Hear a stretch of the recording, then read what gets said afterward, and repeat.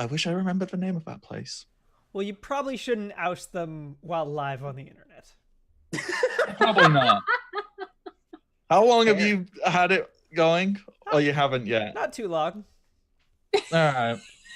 Because I'm looking on my little screen here and it's not showing up, so I don't know. There we go. Oh dear. You'll let people show up at your house with baseball bats if you do that. Yeah. It's a good thing I genuinely don't remember the name of a place. Like, I don't even. See, this is a problem. When having spent so much of that period of time not sober, I don't know if I could find any of these places sober. Like, like you could put me like I have no idea what, there could be a picture of me hung up somewhere as like greatest customer. I was there all the time. Like, I don't know where this is. That could be anybody. Anyhow, hello. How you doing? I am the Bardic Knock, and we here tonight, this collective group of amazingness, are going to be playing Pokemon Tabletop Adventures. But Bardic, what's that I hear you asking in my head? It's an amazing fan-made tabletop role-playing game which you can find for free on the internet by just typing Pokemon Tabletop Adventures into Google. It probably has an actual website, but I don't know it. So go check that out. If you want to follow me personally, keep some distance because I like my personal space, but I'm fine if you want to use binoculars. If you just want to do it over the internet, you can do it on Twitter at the Bardic Knock, twitch.tv/the Bardic Knock, YouTube. My content isn't good enough for me to get a unique thing, so you just have to search the Bardic Knock and my channel exists somewhere, and Patreon, where you can give me money for some reason. I don't know why you would. However, you know who you should be giving money to? This channel right here, Welcome to the Party, which you can do in a plethora, there's a word, of ways. You can do it first and foremost by just being subscribed here on Twitch. And you do that, you click the buttons and you go, woo, subscribe. And it instantly makes you like 20% cooler. Like, it's a matter of fact. And when you do that, you also get to give free advantage to any player or game master on the entire channel for that month. It's every month you do it. You're like, here you go, have a free advantage because I like you, or I don't like you, and I want the game master to mess with you. Whatever you want to do, it's all good. You can also just donate bits. Bits are nice. We like them. 500 bits will affect any game in a small way, such as instant crit, max damage, recover spell slots, whatever. Or 1,000 bits for big changes. The last time a big change was given to this game, a shiny Mew came into existence, and now it hangs out in a house eating honey with a bunch of cats. Heck yeah. You do. In our summer home. Yeah. So if you want real dumb stuff to happen, donate bits. Or just stick around long enough and I'll say something stupid. You can also, other things you can do. You can support Welcome to the Party with their Patreon. And I believe somebody right now is going to tippity-tappity type out in the thingy a little command. What is down? I think. Or my chat is just not loaded properly. I'll fix it. Well, if the bot isn't working, there should be a link down below to tell you all about the wonderful Patreon stuff, because it's wonderful and it lets this channel do more stuff. And eventually, we might get paid for saying stupid things about Pokemon. Woo! That is the only correct response. What else do I need to say about the channel before I go on? Follow me on Twitter at WelcomePartyRPG, over on YouTube at youtube.com/Welcome to the Party. Discord link is down below if you want to join the server and become a member of this amazing party, an all-inclusive space where we teach people to stream, talk about tabletop gaming, and just exist in an all-inclusive, safe environment for everybody. Mm-hmm. Other than that, I should talk about our sponsors, and then I will throw around to the other faces to talk at you because you're probably bored of me. So before I let them speak, hey, thank you, wonderful sponsors, for sponsoring, for donating money and time and effort to this. And those amazing sponsors are Tabletop Loot. You can go and find them. They sell fantastic dice and other gaming related paraphernalia. They sell stuff, good stuff, for good prices as well. You can also go and find Devon Rue. You can find her at rueinc.com. She is a cartographer, an artist. She has a Patreon, and on her website as well, there's a whole bunch of free artwork to use for things like streaming and whatnot, because she's just a wonderful human being. If you don't know who she is, she draws the maps for Critical Role and a bunch of other important people. And then, last but not least, we have So Nerdwear. So Nerdwear is a clothing brand that does all of the Welcome to the Party stuff. And if you want to know about that, well, the bot's down, maybe. But if it's not, you can check out the merch somewhere. We have it. It exists. Go do that. And So Nerdwear, thank you for doing all of that. I said all sponsors. I said all stuff about channel. I said all stuff about me. Said what we're playing. Somebody else should talk. So let's do this the way we always do it, and we're going to throw it to Nerdy. Nerdy, tell us about yourself. Who are you? Who are you playing? And how's your day going? Hi, I'm Nerdy Titty, and you can find me at Nerdy Titty on Twitter, and I'm playing Ever Kismet tonight, and I can't complain today. It's wonderful. And beneath you, we have the wonderful Michi. Michi, who are you? Who are you playing? And what's going on? Hi, I am Michi. I'm at Michisaurus on the Twitters. I am going to be playing Clementine, who is apparently in charge of PR now. Mm-hmm. The sweetest cinnamon bun. She also punches things. Sorry, I just remembered all the conversations we had about showing up with a briefcase, and a briefcase just has funnel cake in it. Yes. This is canon now. Good. Good. It's wonderful stuff. Regular viewers will have noticed there's a new face and new things on the stream because we have a new wonderful person. Lilypad, who are you? Do you want to tell us a little bit about who you are as a human being? Sure. And then tell us a little bit about the voice in your head you're going to be channeling tonight. Absolutely. And then, just say other words, I guess. Whatever you feel is necessary. I will say some words. Hi, everybody. I'm Lily. I'm Lilypad Nebula on Twitch, Twitter, all the things.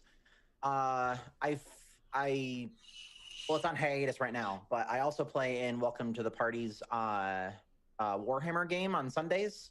It is on hiatus while Throck is doing IRL stuff, but hopefully we'll be back soonish. And now I'm here. I'm playing Pokemon, and I'm super duper excited. My pronouns are she, her, just as a thing. The character that I'm gonna be playing is Maya Waltz, also known as, for those that are in the know about hackers, Venom. She is a hacker. She is a smart. I have been getting things ready and practicing things for this character, and but yes, I'm excited to get those in. I'm excited to show them off. I am so infused by your delightful excitement. It's wonderful. And that brings us to our last player, the wonderful, always immaculate person who keeps most of this stuff running and happens to have beautiful makeup on as well. Shogun, Hello. who are you? Who are you playing? And other question I haven't thought of yet. I am Shogun. I'm Shogun117 on Twitter and Shogun in the Discord. I will be playing as Amelia Priscilla, the leader of this organization and future ruler of the world. Yeah.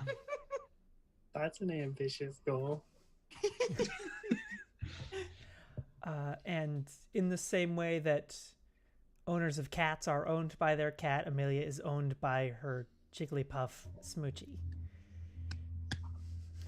Smoochie is both the most amazing and most terrifying thing that has ever appeared in any game I have ever played. Yeah. Don't bother with your mind flayers or whatever. Just put Smoochie down on the battlefield. You know what? Jigglypuff a knife. Yeah. A part of me is tempted at some point somewhere in the future to try and fit that in as like a joke cameo, kind of like the rabbit in Monty Python, just this cute little fluff ball. I'll figure it out. I mean, right. Being serious it's overrated. The first boss in the Mimic Knights campaign was just a Tonberry.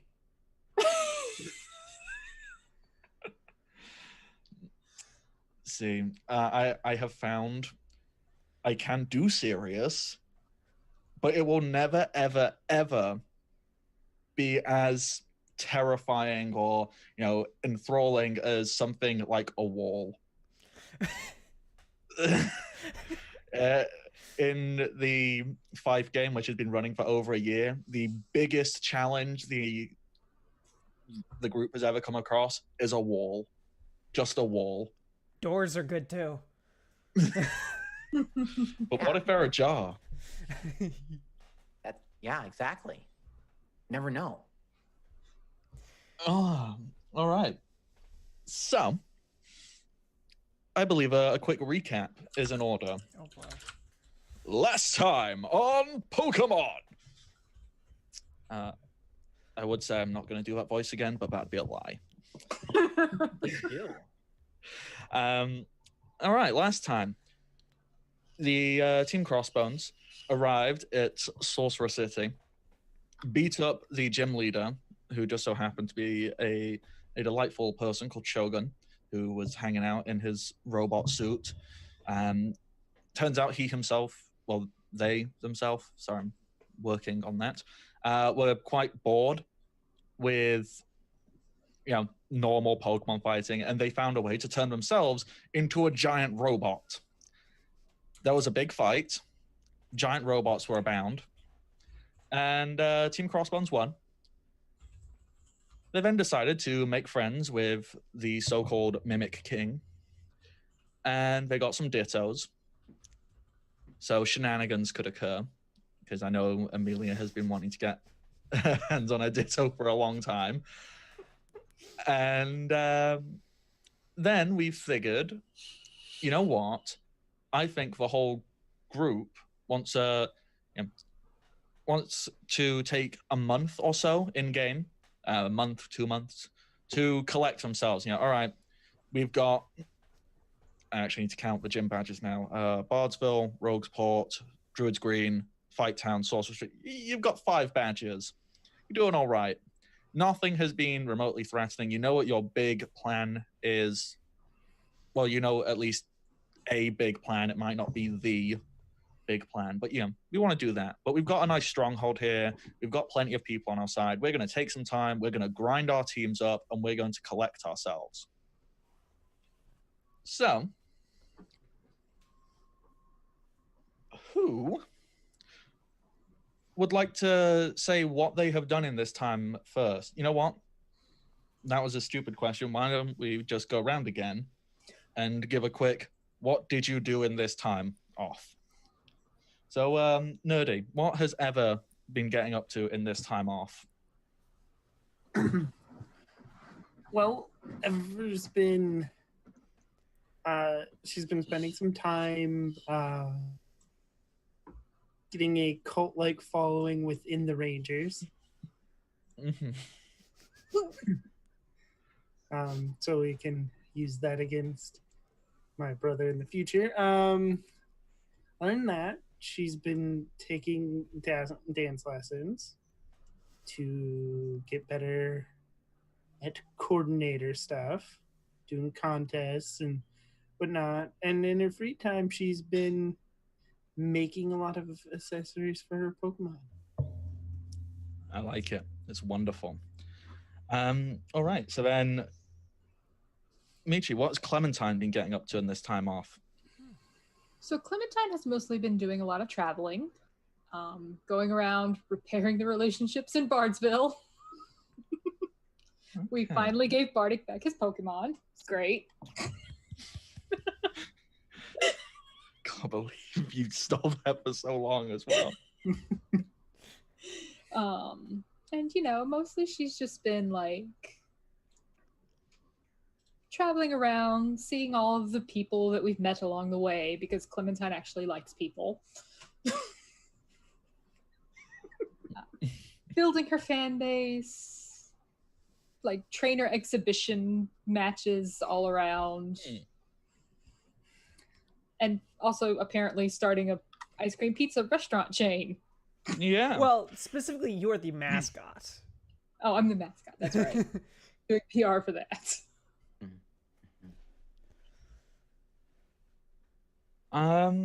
Alrighty. So then, Maya, we'll discuss what you have been doing and how you come into existence shortly. So we'll just jump to Amelia. Amelia, what have you been doing in this time off? A few things. Firstly, I've been breeding our army of Rotoms with the army of Dittos that we have. And dispersing this army of Rotoms into the communication systems of the continent. So everyone that we've had access to, which are distributed via our chain of ice cream pizza shops, that there is one in every city, I believe. Those distribute our Rotoms into every available, secretly, into every available communication device, every cell phone that is possible, and every radio tower, and are just distributed as evenly across the continent as possible. Okay. For ease, what I'm going to say is I'm just going to put a look. Are you just sticking it to the areas you have already been to where you already have a stronghold? So you're basically saying we own this half of the country. No, I think we're actually focusing on the areas we don't control. Okay, so you've spread them further afield. Yes. Okay. Yes, that is the focus, because those are the areas that we're concerned that the Rangers might be able to attack us, and if people can't call the Rangers can't know what's going on. Ah, clever. That would also give more credence as to why the Rangers haven't just shown up outside of Sorcerer Hill like, hey, we know you're there. Rabble, rabble, rabble. Mm-hmm. And you've blocked everything off. Very interesting. All the Rotoms that show a greater prowess for combat rather than for infiltration are instead trained up to possess robots and mechs to begin the development of a robot army that we will hold in reserve to deploy at a later date. As you do. Yes. And that brings us to our delightful new person, Maya. Hi. Oh, also I'm collecting blackmail on everyone important. That would also be... You're working on that. All right. Maya, you've been in this region for however long you want to have been. A day, a week, a month. Doesn't really matter. You're in the know. You're a smart. You said so. I am a smart. So you probably clocked on quite quickly that there's some shenanigans going on, under the... I'm assuming what happened, like the first thing that tipped her off was her phone tried to get hacked into, And she just said, "No, what are you doing? Stop it." And then she was like, "Oh, well, this is interesting," and then started looking into it, and then now has come to sorcerosity or sorcericity. I don't know how it's. I noticed Some really forced portmanteau of sorcerer and city. right. If you can pronounce it correctly, you are worthy. I'm gonna go with sorcerosity because I like it. That is so much better than every really bad thing I've tried to say. But that one's right now. Yeah, so Maya has heard and kind of gotten in with this and has heard that there's going to be some sort of big contest soon. Yeah. Once again, this is just my thinking as game master. The other players, you can go, no, that's dumb. We don't want to do that. I was assuming you, as Team Crossbones in your new stronghold, decided, hey, you know what'd be fun?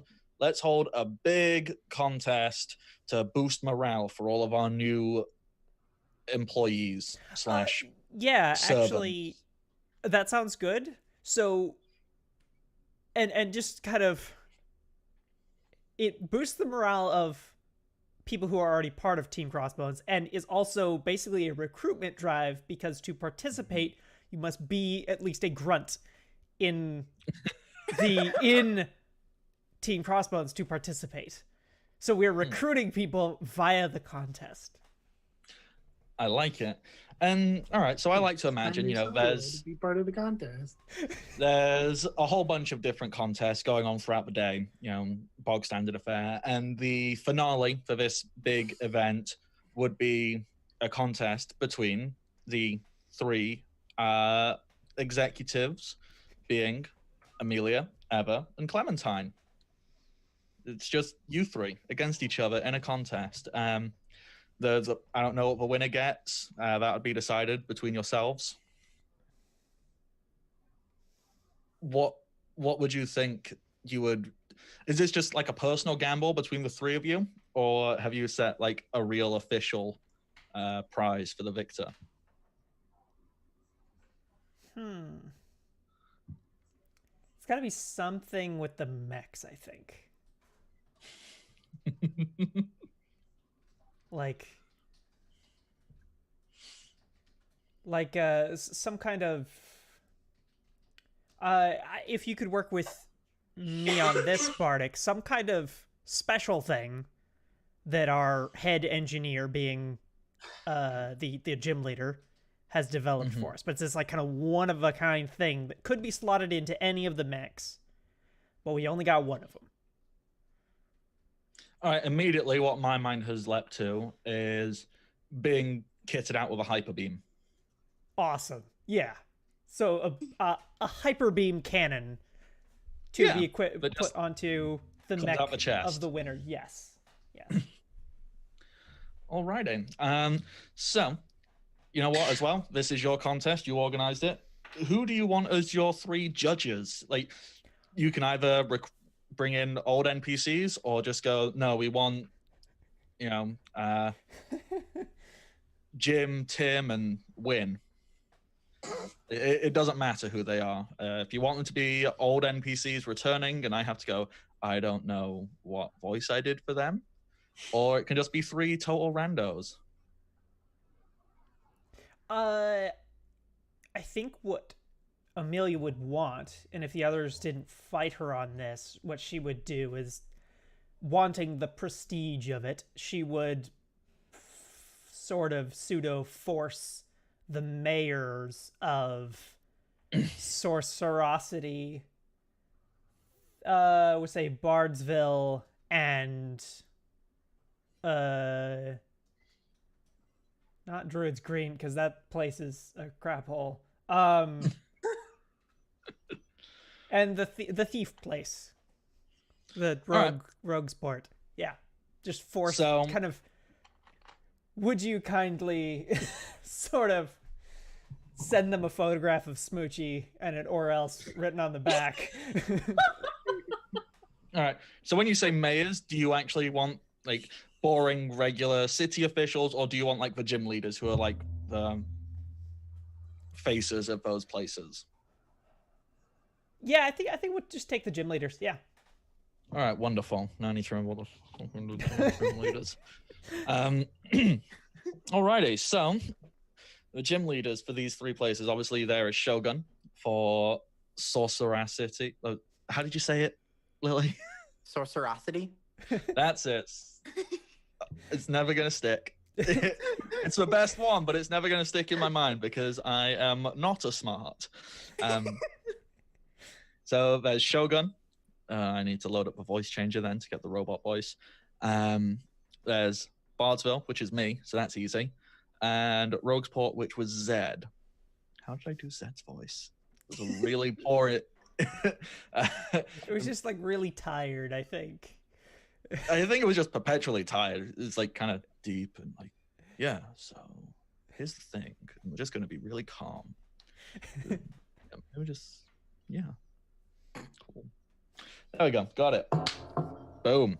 So, as the event gets started, there's a nice big screen TV, which I'm assuming is playing non-stop Team Crossbones propaganda. I like to imagine, Team Crossbones propaganda is basically just smooching, and I can't remember the name of the song. What's that like Soviet march song? I don't know. I was just thinking it's just posters of Smoochie, with "I want you" underneath. Or else. Yeah, or else.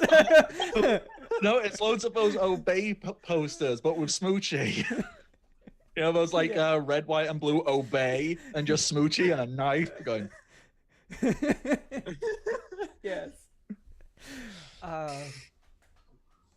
Wonderful. So there's all of that going on, and then the arena, you're stood there. It's all impressive, and it cuts and there's camera angles and shots and all that good stuff to make it look impressive. And the person who has pushed their way to the front to be the chief commentator is, of course, Bardic, because he's an asshole. It's right there, anybody who calls himself Bardic is just an asshole. Like an endearing one, he hopes. But we love our asshole. Phrasing.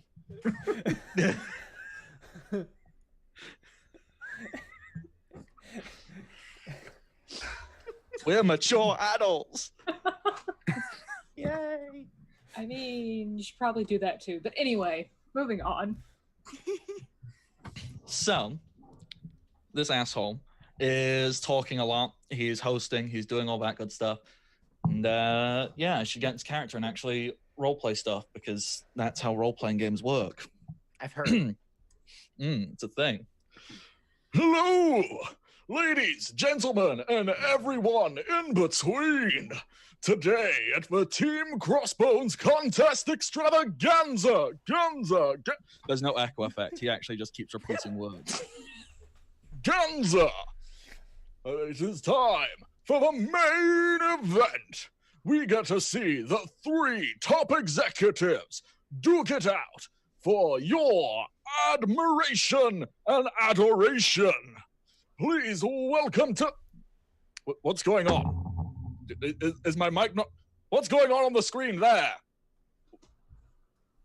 Who's that? Okay. It's time. So the screen goes from like posters and like propaganda stuff and just starts like getting all staticky and weird. And then a big V appears that's like green and black and like dripping. Looks like acid dripping off of it. And then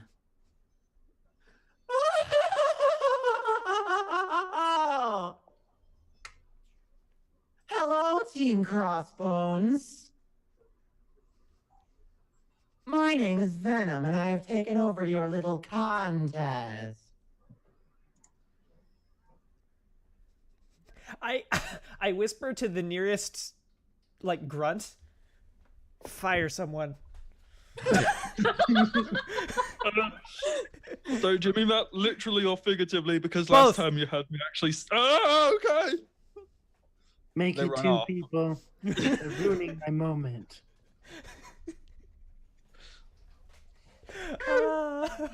That's gonna be bad.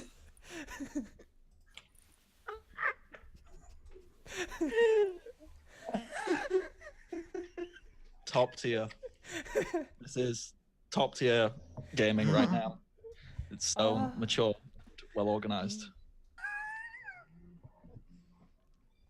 You may ask yourselves why I'm hijacking your event.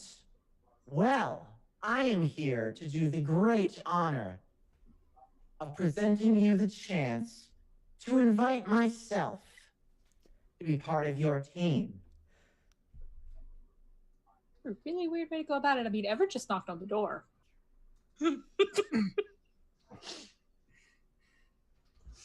I will do you the honor of gracing you with my presence and my skills.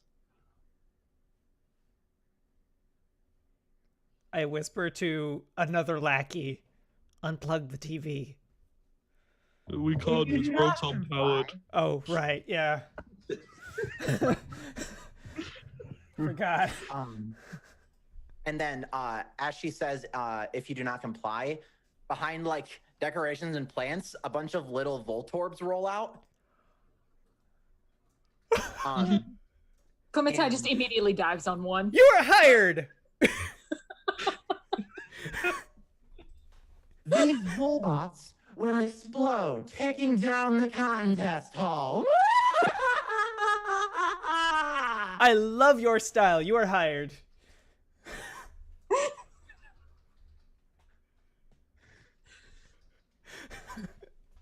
Thank you for joining this game, Lily. One I am of a the Voltorbs rolls over to Amelia and like a little phone comes out. Yes. this happens. I take it. Hello? Hello, I presume this is Amelia. Yes. Yes. So, what do you say? You're absolutely hired. I love this. Well, of course I'm hired. What are these things actually explosive? Oh, yes, quite. Wonderful. Well, I don't want to take up any more of your contest. Have your games. I will stop by momentarily. Well, you should join us. I don't really need to prove myself in a contest.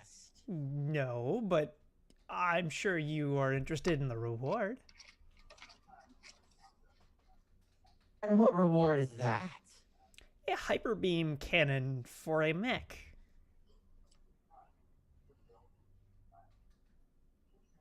I could just build one myself, dear. Can you? Oh, yes. Oh. My skills range far and wide between electronic warfare, mechanical engineering, quantum theory, you know, all of the big fancy science words. Wonderful. Wonderful. But I suppose, if you will have me, I will join your contest. Grand.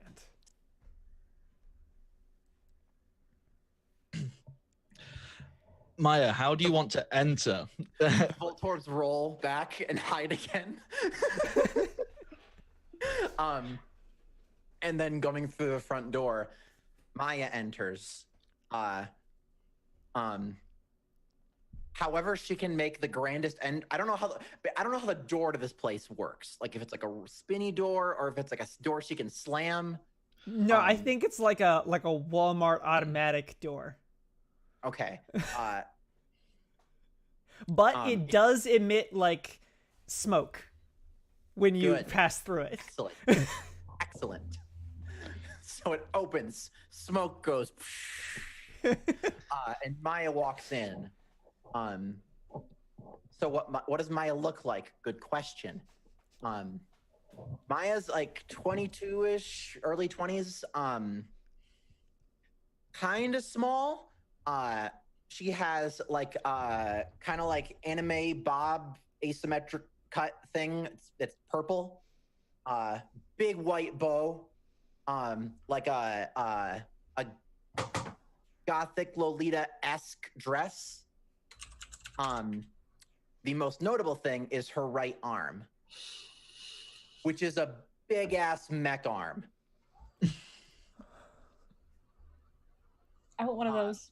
And she walks in, takes a pose, and says, "Hello, everyone." Hi. So I need to ask a very, very important question. Of course. How JoJo is the pose?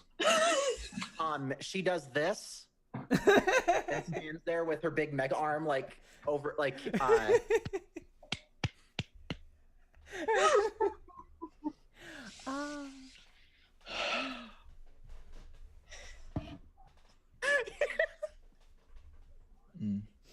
Top tier gaming.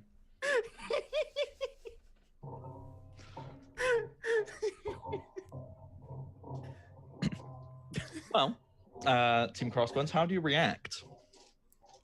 Aside from Clementine going, hi. Amelia just tries to assume a similar pose, just kind of a, just to look cool as well. But Smoochie just like rolls over there and immediately just flicks her knife out, points it straight at you. She puts her big mech arm in front of Smoochie and goes.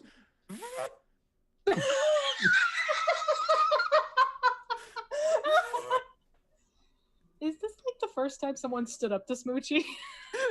Literally ever, yes. Yeah. I wonder if Smoochie will respect this. Be like, I like you. Smoochie hands you a small bag. Like, it's about that big. Clear plastic pouch with some leaves in it.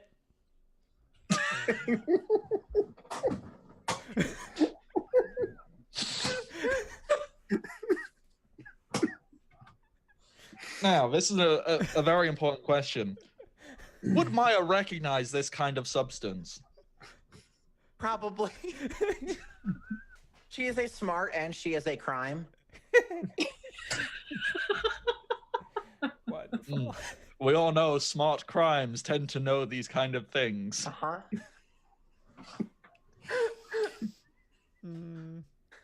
Wonderful. Clementine's excuse is just she went to college. Thank you. Thank you for the welcome gift. And she like tucks it away.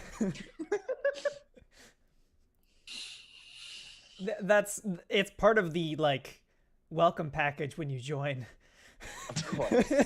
There's a little gift basket. You get vouchers for ice cream pizza. You get a free game at the safari. A little badge. Yeah. This is wonderful. And that kind of like rounded weird hat that all grunts wear. I think they're meant to be a beret, because they're like military. Well, it's like a beret, but it has a bill. Yeah. I Yeah. don't know what they're called. Oh, they're like flat caps. Yeah. But with like no shape or anything to them. Just kind of a blob on top. Right. Yeah. I mean, in reality, I think it's just because pixel art is hard. Probably. Fair. Yes. And then also in the bag is a small like sampler. Good.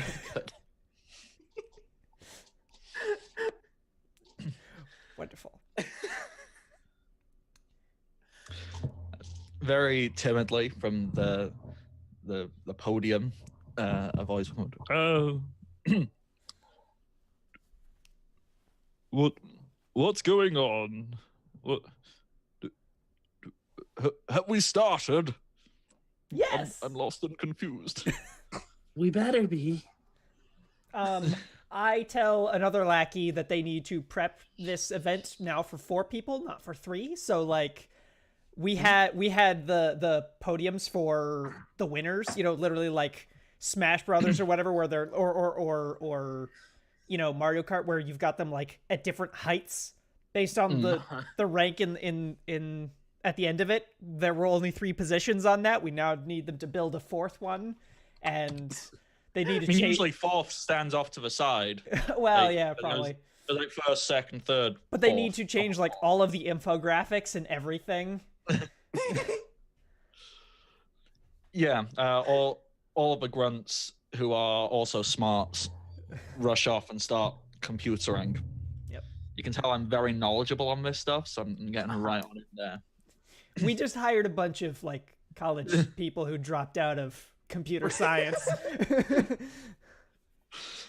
Is this what the herbs were for? You know, find the people who are more interested in that than their college work, and go, hey, we can give you a job. You don't bother finishing your degree. Come here. We'll give you access to this stuff. It'll be all fine and dandy. Too much student debt? We'll help you ignore it. Yes.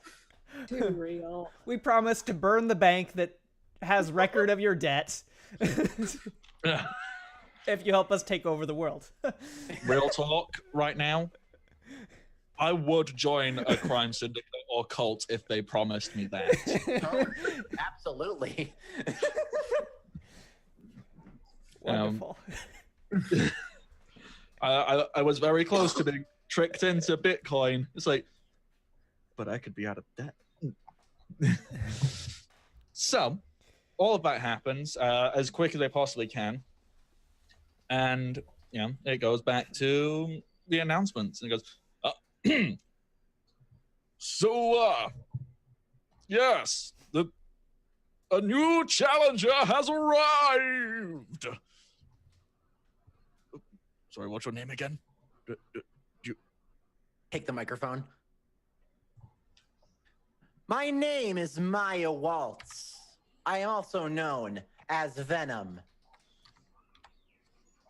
Hand it back.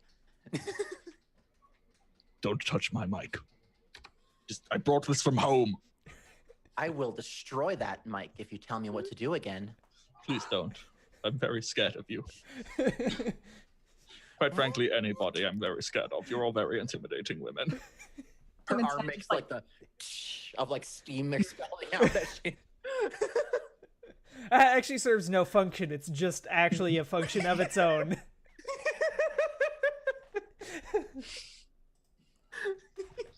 Okay, I'm going to go get placed behind the judging table. Please don't hurt me. That's for all of you, by the way. If you do your job, there will be no need to hurt you. Yes, ma'am. Why would I hurt anybody? I walk over to Maya. Where did you come from? Where did you go? You're perfect. I came to... What's the name of this region again? Dodeca. I came to Dodeca a few months ago. I started hearing about your endeavors when a rather incompetent person tried to hijack my phone. Mm. And I took interest. Okay, I just mean like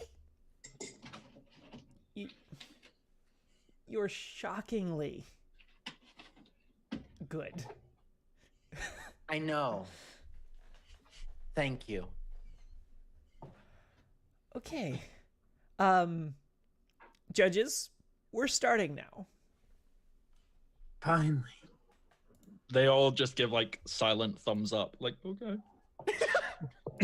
Then Bardic will quick go, quick discussion of the rules.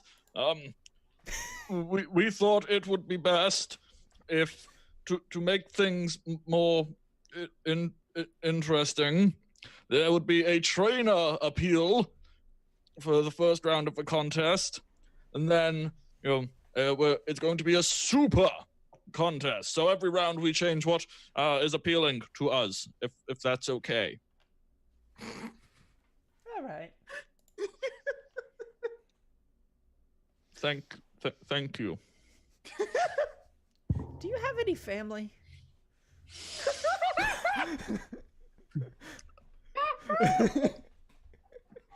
I'm a little too smart and too scared to answer that. All right. Please don't hurt me. Let's get started.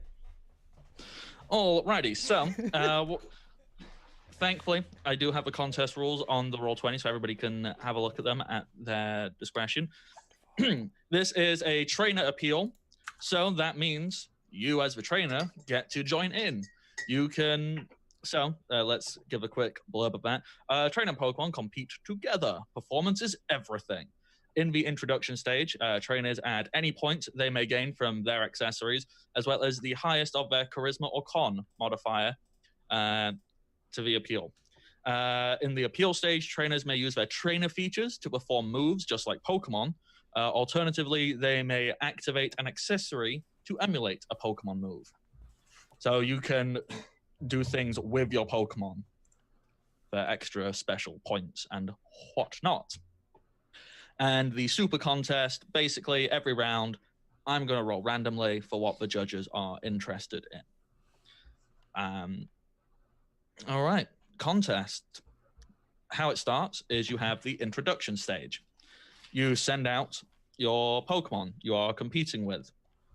And the initial appeal is made on the judges based on its grooming, its held items, accessories, and any other preparations a trainer may have made for themselves or that Pokemon. Wonderful. Who is everybody sending out? And I want you to justify their appeal so I can give it a numerical value.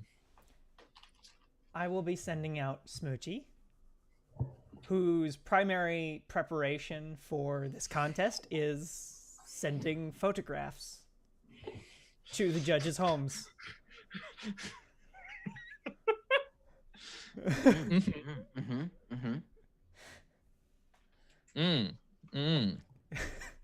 Good tactics.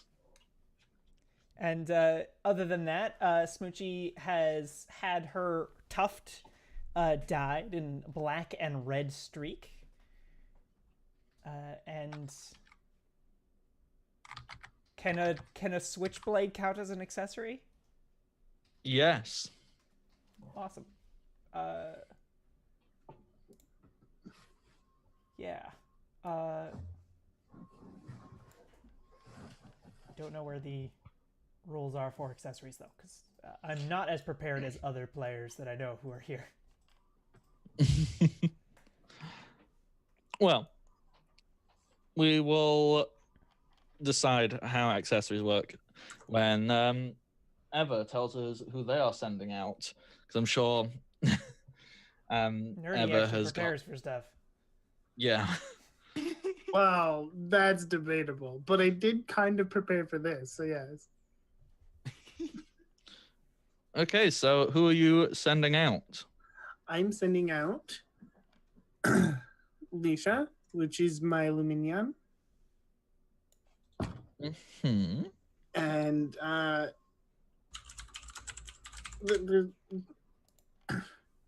she's a glowing fish, so she's already kind of beautiful. There's not a whole lot you can do with that. There's no hair or anything, but does have accessories and lots of glitter. The simple accessory that which is just like a bow. I'll look at the picture that clips on underneath, like around the two bottom fins, and those that adds 1+1 to intro appeal. Mm-hmm. As well as my style. What was it? Style and something. Nope, not that one.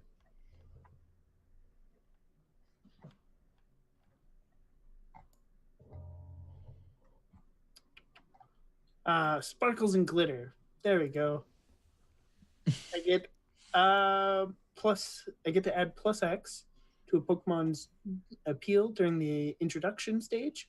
So X is the number of accessories, fashion designer accessories worn by the target, which is 3. So you've got 3 and then +1 additional from the bow itself. So that's a total of 4, right? Yes. All right.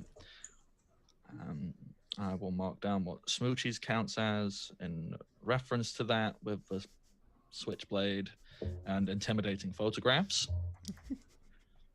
The rest of the accessories, there's like a little cape with a flower pinned onto it that hangs off behind the big fins. And does that do anything special, or is that waiting out? Does I have it somewhere. The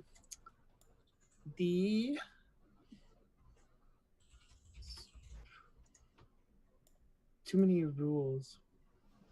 Very detailed. Style tailor. You get to choose a contest stat, and that adds +X. The chosen contest stat, where X is your base charisma modifier. These stat points may be burned when using a move through a feature or accessory to add to the appeal score. Okay, so it's kind of like the same as the Poffin rules. Like you can just add more to stuff, except it's with appeal, not with. That's the same thing. Yeah, all right, I get that. Also, because I just remembered. And then the style accessory, you choose a contest stat and create an accessory. Then when worn, adds a +1 to the appeal roll of any moves of the chosen contest type. What type are you choosing? Beauty. All right, so I'll have to remember it's +1 for every beauty thing. Got that. I should have also asked Amelia, what's higher, your con or your charisma, and what is your modifier for the highest one? Charisma, and it's a +6. Mm-hmm. And Eva, same question. Oh, it's charisma, but I forgot that I just upped charisma. Is charisma a 5 or a 4, or 20 a 5 or a 4? 20 would be a 5. Okay, so it's 5. All right, there we go. Wonderful. Clementine, who are you sending out? And how pretty do they look? I am actually going to send out Mimikyu. Oh. Who is just has a whole bunch of little bows and ribbons just kind of attached almost haphazardly because Clementine has no fucking clue what she's doing here. It's almost as if there's too many attached. Yeah. Because, they're a little asymmetrical. But they're so pretty. How could having more be a bad thing? And it also kind of gives that effect of a child playing dress up, so it's very cute. Unfortunately, they're stuck on with super glue. Look, when they do, that has no fucking clue what she's doing. She is fighter, not contest. So, with all of those ribbons, I'll give you that. What is your higher of your constitution or charisma? I had that pulled up and now I don't remember. Constitution at +3. Okay. And finally, Maya, who Sure. are you sending out? I'm assuming you weren't prepared to enter a contest. No, but Maya will act like she is.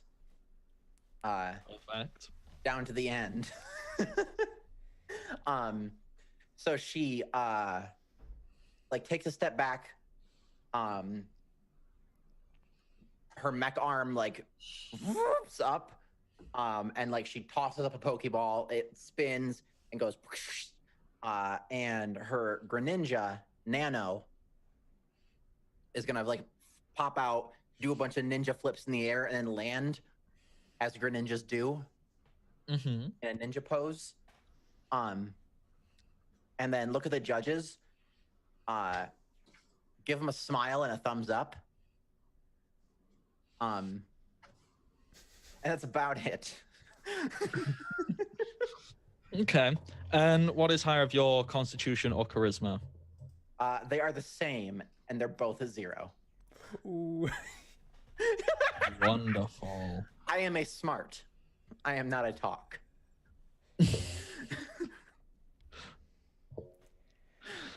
Okay. So I have the orders of who is currently in the lead from the first round. Hooray! Now let's read how the next part works. I mean, I know how it works.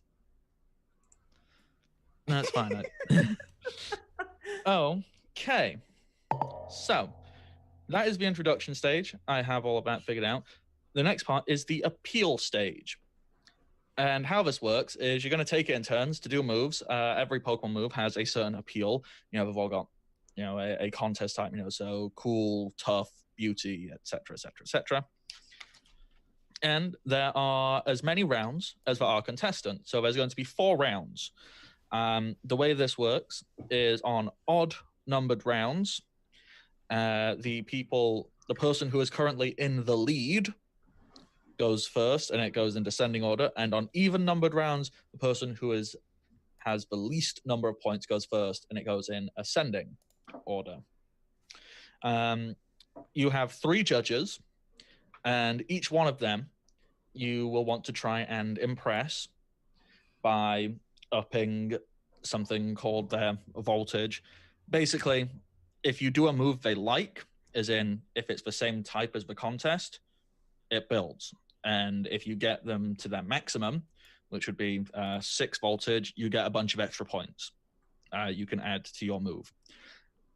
Since this is a trainer, like trainers can be involved, you can also your Pokemon will have a move and the trainer will have a move to add to things. So you can essentially be doing 2 moves per round. Or Where do we pull this move from? If you have any trainer abilities that let you use moves, or if you have any items that let you do moves.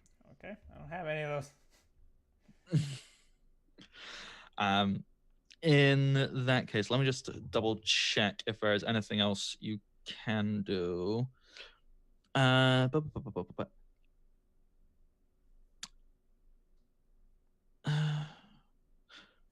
no, that's only for in the appeal stage at the very beginning.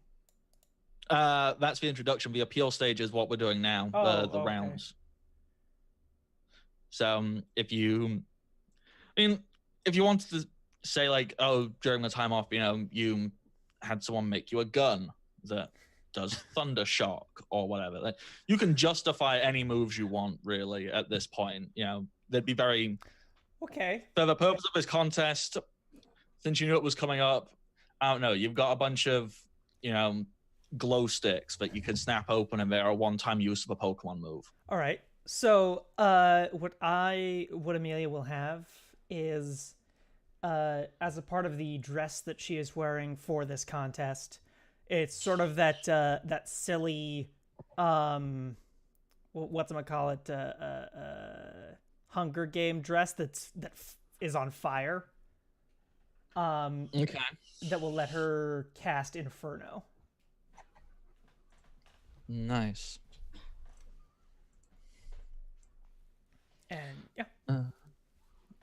Okay, so let me just. I need to roll a dice to decide what type of contest they are looking for. Where okay, so 5. The contest type this first round is cute. So you build voltage by doing cute moves. You also will lose voltage if you do the opposite of cute, which is apparently cool. Okay. Or tough, I think. Cool, both. Yeah. Yeah. Yeah, cool or tough are not wanted for cuteness. The running order for round 1 will go Eva, then Amelia, then Clem, then Venom.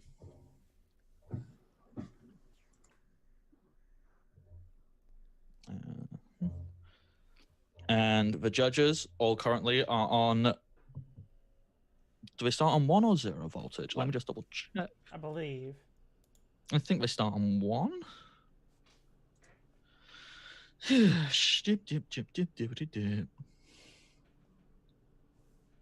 don't know. That's high voltage. Yeah, never mind that. No, all judges have their on rounds. It says all judges have their voltage start at 1. Okay, wonderful. So we all start at 1 voltage. Eva, you get to go first. Okay. Let's see.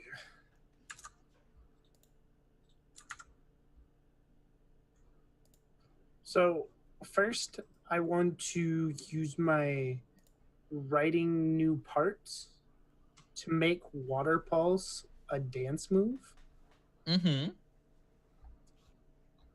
And then I will use Water Pulse, which has the round starter thing, but it is beauty. Okay. That's not going to raise anybody's voltage, but it's not going to lower it either. And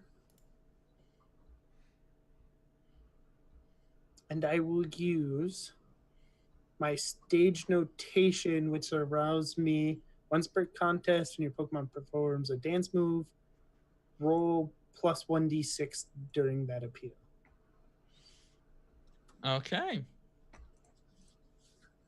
So, which judge are you doing this to? I mean, it doesn't matter because you can't raise voltage and you can't lower it. So this is just... Actually, it doesn't matter if you're not raising or lowering voltage. That's fine. So, how much is the appeal of this move? Because I don't have the move list in front of me right now. 2d4, I think is what it... Alrighty. So, you've got your 2d4 from that, plus 1d6. Are you adding anything else to this? No. Alrighty. Make your roll. And what about Eva? Is Eva doing anything as well to assist, or? I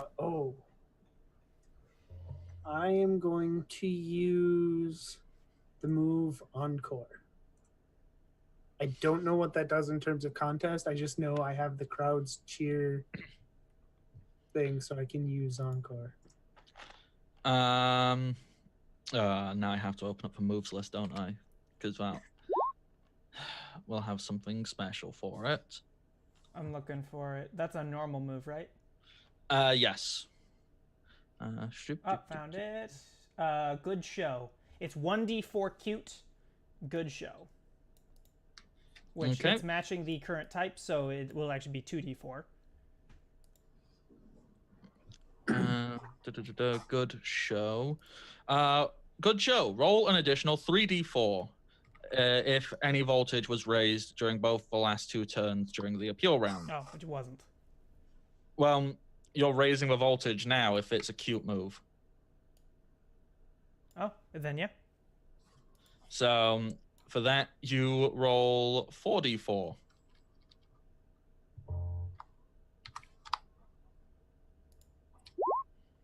And whose appeal would you like to raise? Zed, Bardic, or Shogun? Let's go Bardic. There we go.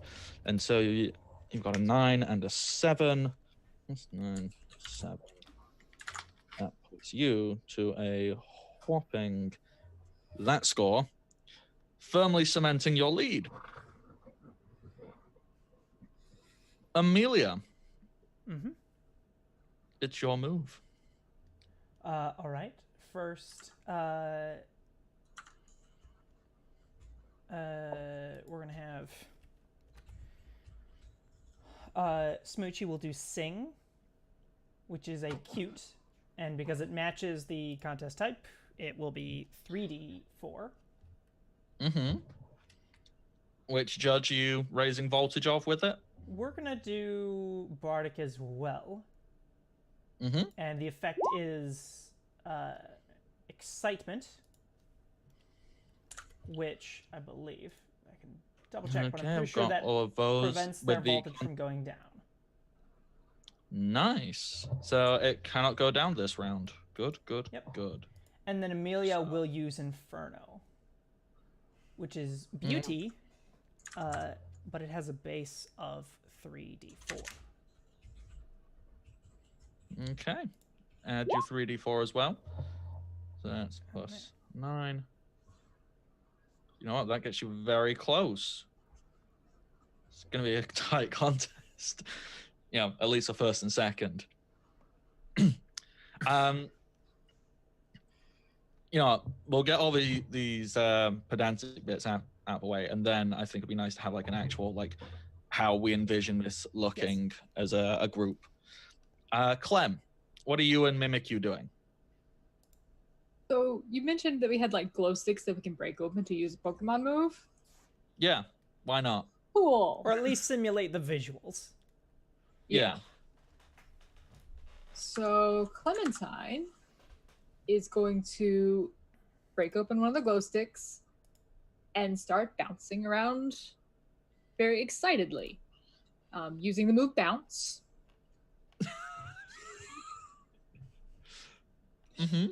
It's cute. It's 1d4 and it is special attention. So she is going to be appealing to Zed, I guess. So that's an additional 3d4 from Zed. Yep. And because it's... raises his voltage one as well, because it's cute. Yeah. So that is 4d4 from that in total then. Or is it an... hang on. Brain just did a bit on me. So it'd be 5d4. Yes. Because it's cute. Okay. Means I might accidentally know what she's doing.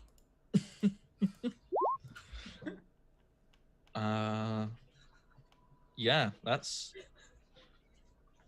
And then what is the Mimikyu doing as well? Oh, I'm very sorry about this. Mimikyu is going to use Mimic, which has no appeal of its own, although I guess it has a 1d4 because it's cute now. And it's also attention grabber.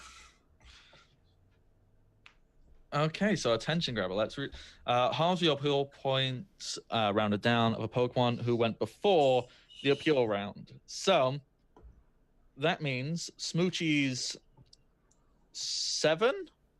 Or no, Smoochie was the 9, wasn't it? Not the 7. Smoochie, that's being halved. So that goes down to let's round up for ease. So that's...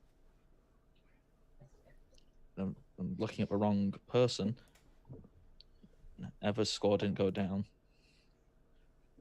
But yeah, Smoochie ain't being looked at as much anymore. I'm sorry. So do you also want to roll the 1d4 for the cuteness? And whose appeal are you raising with that? Well, whose voltage? We're gonna go with Zed again. 'Cause that seems fair. That's a 1. Okay.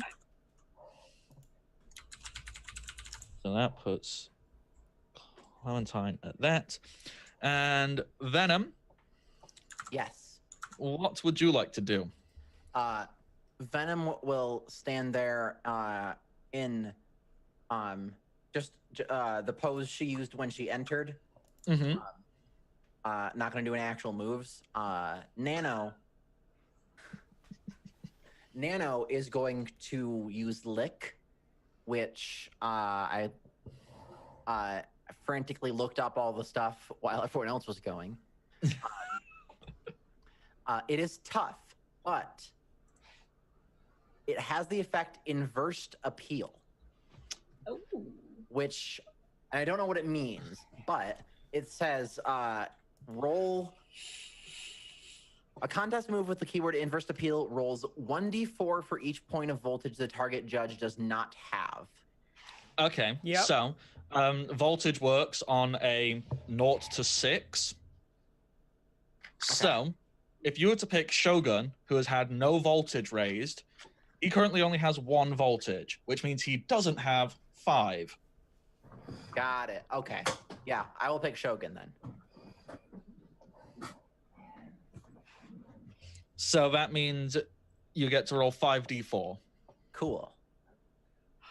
And it reduces that person's The voltage to 0. Voltage. Yup. Plus 14. Very good. Okay. So, before we head into round 2, who would like to give because that was all just the boring numbery stuff. Who wants to give super fun, cool explanation of what the heck just happened and how they envision it to paint word pictures? Because this is...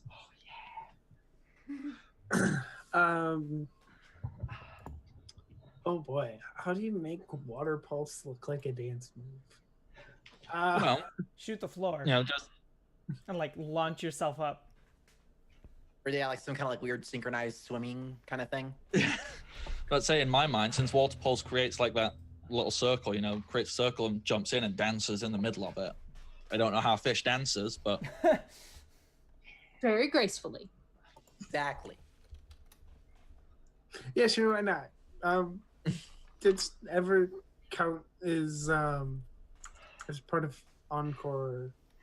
Ever's counting it through the. It's beautiful. I like that. So Ever is being very serious, very dance mum. Come on, do it again. Whilst what's your Luminion called again? Lucia. Lucia. It's all beautiful, it's wonderful. You're sending water sprays, creating little rainbows, and the judge is going, ooh, it's great. Meanwhile, Smoochie starts singing, I believe you didn't you, Shogun? Mm-hmm. Whilst Amelia makes fire erupt out of Yep. out of Amelia their dress. steps concerningly close to the judge's table and does a quick little spin as fire flies out in all directions.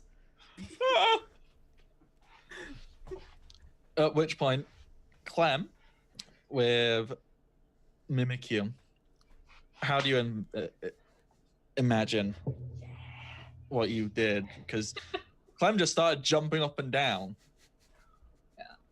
Clem is just bouncing happily because she's just very happy to be here. Her friends are doing cool things and she's excited about it. Is she holding Mimikyu whilst doing this? No. Mimikyu, whose name is Tombstone. Yes. Beautiful name. In honor of the Poketaker.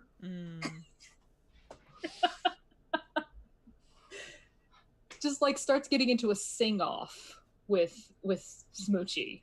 Because you mimicked them, yeah. That's wonderful. And then Venom, as you stand there striking a pose, Greninja just walks over and licks Shogun in the face.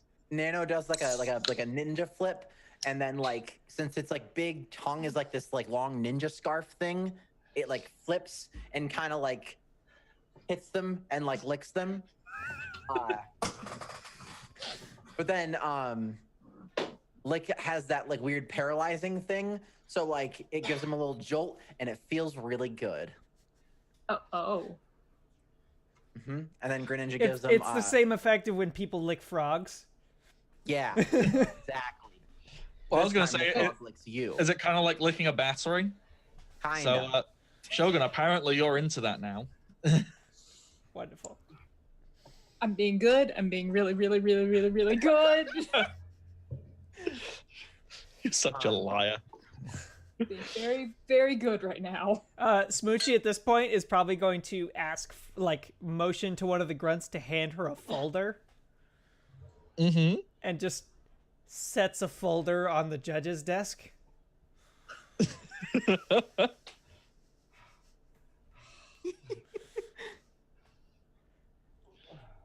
Okay, and that would bring us into round 2, which, as I stated, it starts from a person with a lower score and goes in ascending order. So, Venom, you would get to go first. What is this round? It's appeal again, and what are they looking for? I rolled a 3, so let's find out what that would be. I'm on the wrong page. And this is currently going... This is a lot easier than last time where I had to roll for 3 NPCs. So 3 is beauty. Beauty. Nice. All right, I got this. Has ever specialties. So this time, instead of striking a pose, Venom is going to use the extendy poles on her mech arm Which to you now sit. have. It comes with the mech arm. It explicitly comes with the mech arm to have standy poles when you need to rest. That's amazing.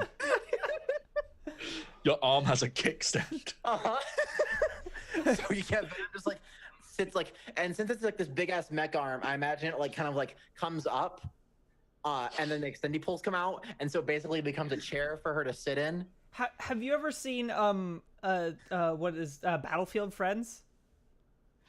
Well, it's a play on the Battlefield video game, and the character unlocks a bipod for their knife. Excellent, good. I was gonna say, have you seen those essentially like stick seats? You know, basically the concept is they're just a stick with a small seat on them. It's basically that, but for your arm, you just go. Right, yeah, the poles that kind of come out, that like the hand comes up a little bit to be like the pouch seat thing, and yeah, like Maya like just kind of leans back on it. Nano jumps up and like his arm gets this like dark energy around it, and he sends a big slash at Shogun, and it's going to use Night Slash. And what type of move is Night Slash? It is beauty, 3d4, no effect. Since it's beauty, that have you already added the additional d4? No, so it would be 44 then. Okay. Yep. All right. 44. Oh. Woo! Wow. Big numbers. 14. There we go. Is that everything you wanted to do? Yep. All right. Next in the order is Clem. Clem, what are you and your delightful tombstone doing? 1 second, I have lost where I was supposed to be at.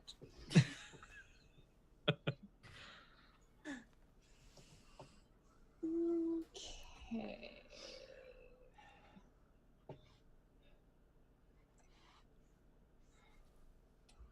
So Clementine and Mimikyu are going to kind of work together on this one. Mm-hmm. Because Mimikyu is going to use Play Rough which is cute and 2d4, and also unsettling. Okay, so let's find out what unsettling does. It lowers each judge's voltage 1 level. Okay. That brings that to that to that, and that back to that.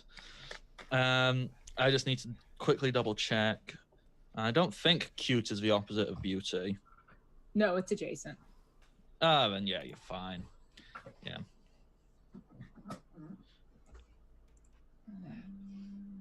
And then what is Clem doing as well? And so in with this play rough mess, Clem is going to use, let me double check something. Oh no, that's, we're gonna do it anyway. Gonna use Slam, which is a move that she can do on her own. Doesn't need no fancy glow sticks. It's tough. Which is the opposite of beauty. It is. For some reason. For some people. But it is 3d4 with no effect, so. Yeah. Who are you reducing? Bear in mind, Shogun's voltage is currently at 0. Whereas Bardic and Zed are both at 2. Reduce Bardic. Okay.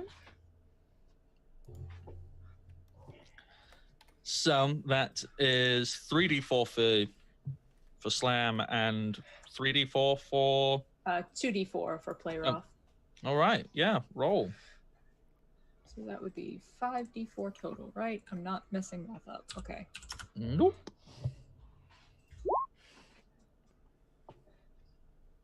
Oof. Plus Ouch. 10. There we go. If that's everything, we will jump to Amelia.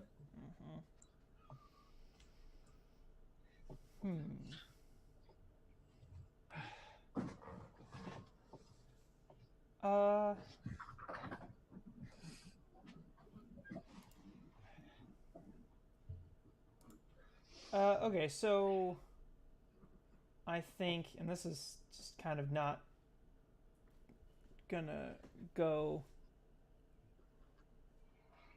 super well, but that's fine. Smoochie is going to use Mega Kick. Mm-hmm. And it doesn't really matter at who because it's cool. Yeah, Sam doesn't do anything to voltage. That's fine. But gets 7 on it. And does it have another effect, or is it no effect? Just standard. No effect right now. All right. And Amelia is going to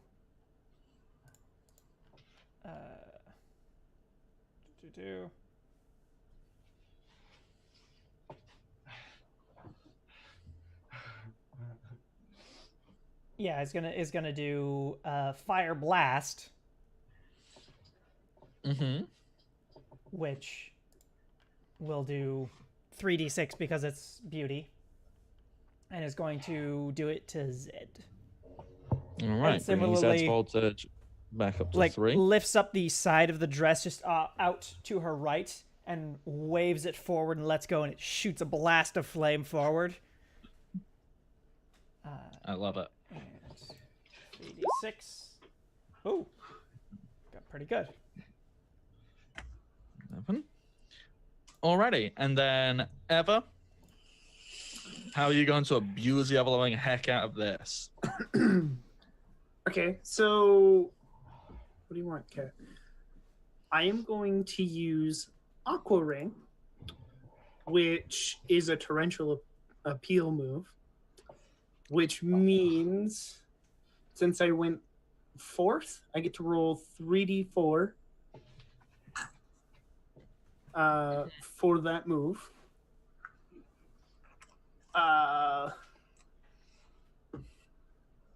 And have +1 to beauty. Unmade Gaming just raided with a party of 21. Oh, Oh, Hello, everybody. thank you. Hi. Very, very kind of you. Thank you, Unmade Gaming. Welcome to the party. We're making Pokemon dance for points. And whoever wins gets a Hyper Beam cannon to put on a giant robot. So Normal You know, Pokemon Pokemon. stuff. Yeah. these are perfectly valid conversations. Okay, so you've done Aqua Ring, which since you went last lets you roll an additional 3d4. Yeah. With the +1 from the style accessory and my +5 from charisma to beauty for the style tailor item. So that's 3d4 plus 6 you get to roll then? Yes. Alrighty.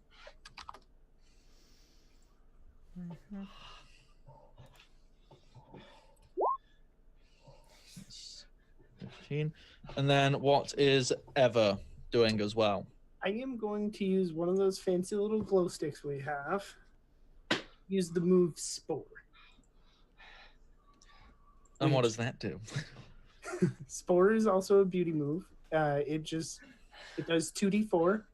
And it has Get Ready, which means that Eva will roll twice as many dice on her next. Holy shit. Roll twice the amount of dice during the next appeal during the contest. They'd usually make their appeal. Okay. And who are you doing that to? Whose voltage are you raising? Let's go Zed. All right, so that puts Zed up to 4, Bardic at 1, Shogun at 0. All right, roll for Spore. 5. Okay, now let's quickly figure out who is where. So that's there. That puts you to that. Puts you to that. And you to also that. Right. All right, so the quick descriptions for everything. Venom, you've stricken, striked. All of those, yes.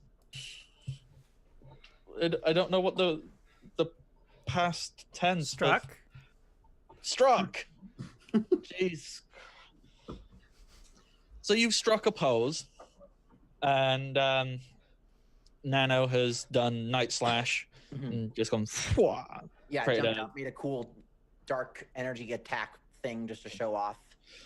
Meanwhile, Clementine and Tombstone, the Mimikyu, have basically rushed into each other and started like just slapping each other around. That's how I envision play rough and slam, right? It's a very impressive display.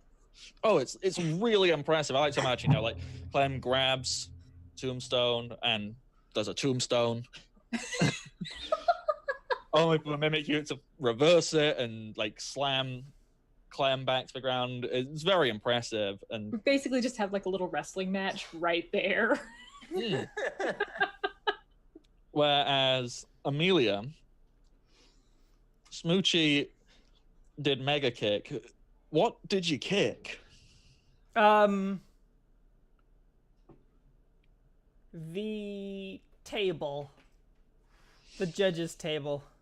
Just put a big hole in it, and then you did a fire blast in their general direction.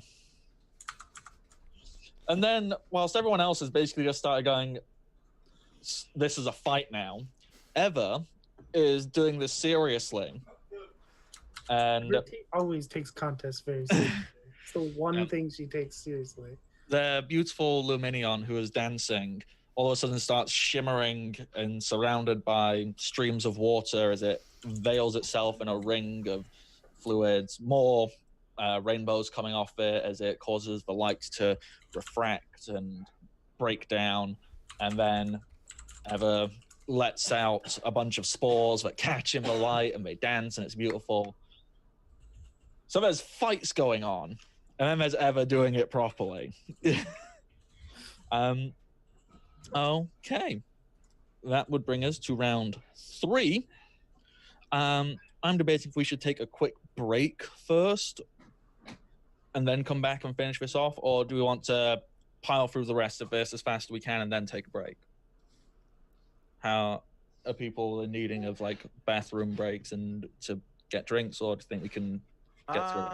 I'm good, but if we ever need to take a break for other people, I can also do that. I'm fine. I'm fine. Good. Yeah. All right. Alrighty, yeah, you can smash through these last 2 rounds quickly because we are getting quicker somehow. So the order will be Eva first because we are going in descending order. Eva, how do you start off round 3? What's the appeal type for this one? Good question. I rolled a 1, so that would be. Cool? Cool. Cool. Okay. Which is apparently the opposite to smart and cute. Okay. The good news is it's not the opposite to beauty. I'm going to use Captivate. 2d4 with excitement, which means Zed's voltage won't be able to go down this turn or this round. Let's see. And I will do.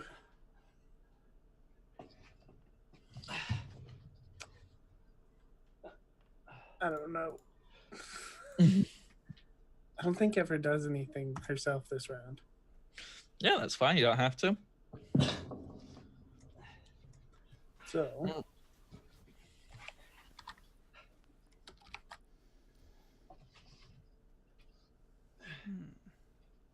Alrighty, so +5. What's the plus you get from the move you did at the end of last turn? Oh, extra dice. Oh, that's forever. I should probably do something. I should actually do something. Let's see.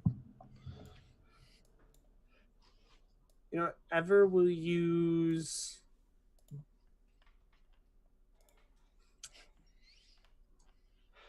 Where does after you fall? Nope. Normal's down farther. I was prepared for my Pokemon, not for doing moves for myself. You should just do Inferno. It's a 3d4 no effect. Oh well, it's beauty. Yeah, it's beauty. So that's not.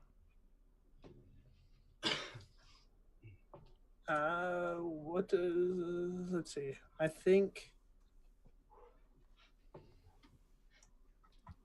I'm gonna use after you.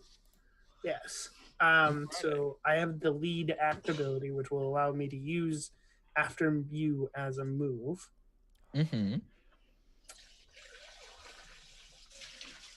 Which has makes it so the Pokemon using it will slow set, makes it so the Pokemon using it will perform last during the next round of peel. Nice. So let's see. 2d4 for the one move, and then after use. So it's instead 4d4. Jeez. Nice. Okay, so I'm just trying to remember what everything is. The 5, was that what you rolled for Illuminating on it, or was that last round? And I've just had a. The 5 is last round's. This time. Okay, so 6 and 14, so that's plus 20. Jeez. And you have guaranteed your place last. Well, Which you probably already performing will last. have. Alrighty. That brings us to Amelia. All right. Amelia is going to draw herself back a bit and herself is going to do mega kick. Also kicking the judge's table. Yes. Go for it. Which is cool. So that will be 3d4. Rolling all fours. Wow. No relevant effect for this one. And then Smoochie is going to do... Who are you doing that to raise their appeal? Zed. That puts Zed at 5 appeal. And then Smoochie is going to do Sing.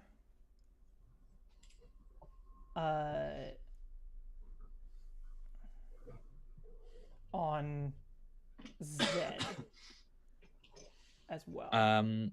Zed is currently excited, isn't he? So his appeal cannot go down.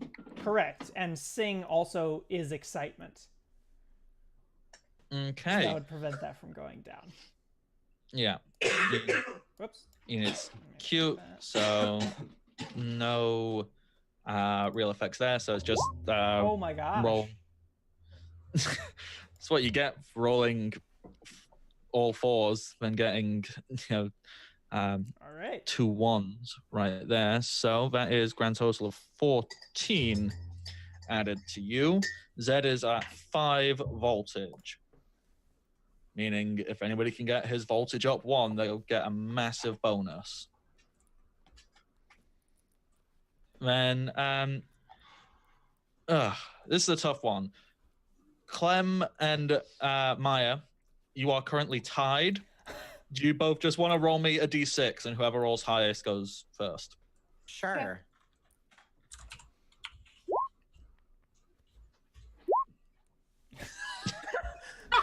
You roll a 2 and a 1. I was about to say, well, it's probably Clem. Okay. Oh, no, there we go. Oh, never mind. Okay. Yeah. All right, Maya. So I am going to not me. Maya is going to so she did have one leg crossed over the other. She's going to shift her legs that are crossed. Nano is going to use quick attack. And do a instant transmission disappear, so just and zoop up. Okay. And yeah, impressing with how fast he is. I believe quick attack is a cool, isn't it? Yes. So add an additional d4. Yep, and then it also has quick set, which means I go first next time. Nice. That also means you are putting... if you pick Zed, that means you put Zed to 6. Yeah, so you'll get a big bonus from it. Yeah, sure, I'll pick Zed. Alrighty. Let me just double check what the bonus is you get to add for reaching max voltage. 4d4. Yeah, so... Oh. So it was 2 for matching, it's a 3, and then, so 74? Yup. Okay. 19. Wow. That's crazy. You did all that awesome stuff, get all these awesome things together, and that's 1 less than ever got on this round. Yeah. I keep going, ooh, it's close. And I look at everything and go, oh, it's really not.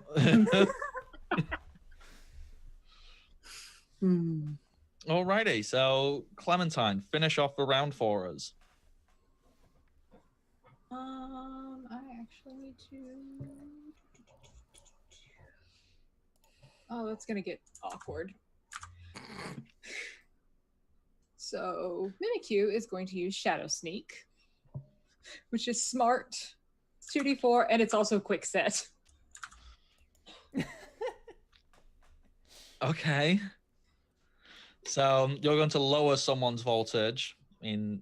Well, Zed's has just been reset back down to 0 after reaching 6. So the only person's voltage you can lower is Bardic's. So we're gonna do that for Bardic then. All right. So everyone's going in for final round on 0 voltage. Huh? All right. Wait, what happened to Bardic? Or Zed? Zed hit 6, which put them back down to... Oh, okay. So he hit max voltage Yeah. then. Yeah, he That's got good. maxed out. I'm glad to hear that. I don't trust this. Yep. I'm also really love it. Can I just say I love how like not competitive this is, but it's actually really competitive secretly. I also want to Wonderful. verify real quick. So I rolled for the Shadow Sneak, which was 7. Mm-hmm. And everybody performed for Zed, right? Yeah. Yeah, everybody did. Cool. Okay. So Clementine is gonna crack one of the glow sticks and use Circle Throw, which is tough. Doesn't have any D4 of its own, but it is Big Show. Oh. So if each contestant performed for the same judge, roll 15 D4. Oh my god. Go for it. Oh. Okay, so grand total of 36 to add to your score. And once again, you and Maya are going to have to roll d6s to decide who actually goes first because you're both arguing for who should go first. Right, we both. All right. Okay, so let me just quickly do the maths. So that's Eva at that. So I want to be honest. If Amelia ends up in last place, she might kill one of the judges. I mean, the good news right now is Ever's winning, so she's not likely to kill any of the judges. But There you go. Clementine is just accidentally her way through this. Yeah. Uh-huh. All right, hang on. My brain should not be allowed to try and do maths at 3:15 in the morning. So plus Oh boy. 52. Clementine is that plus 36. Okay.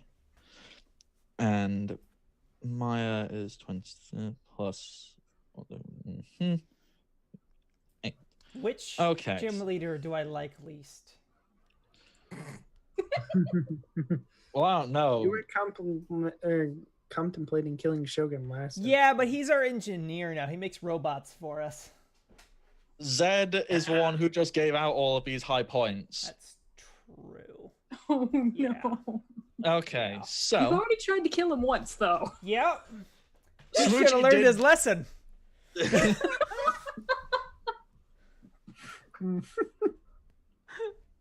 Yep. Yep. Yep. Oh, dear. Oh, dear. Here we go. Let's take a breath so I can figure this out. First of all, Venom and Clementine.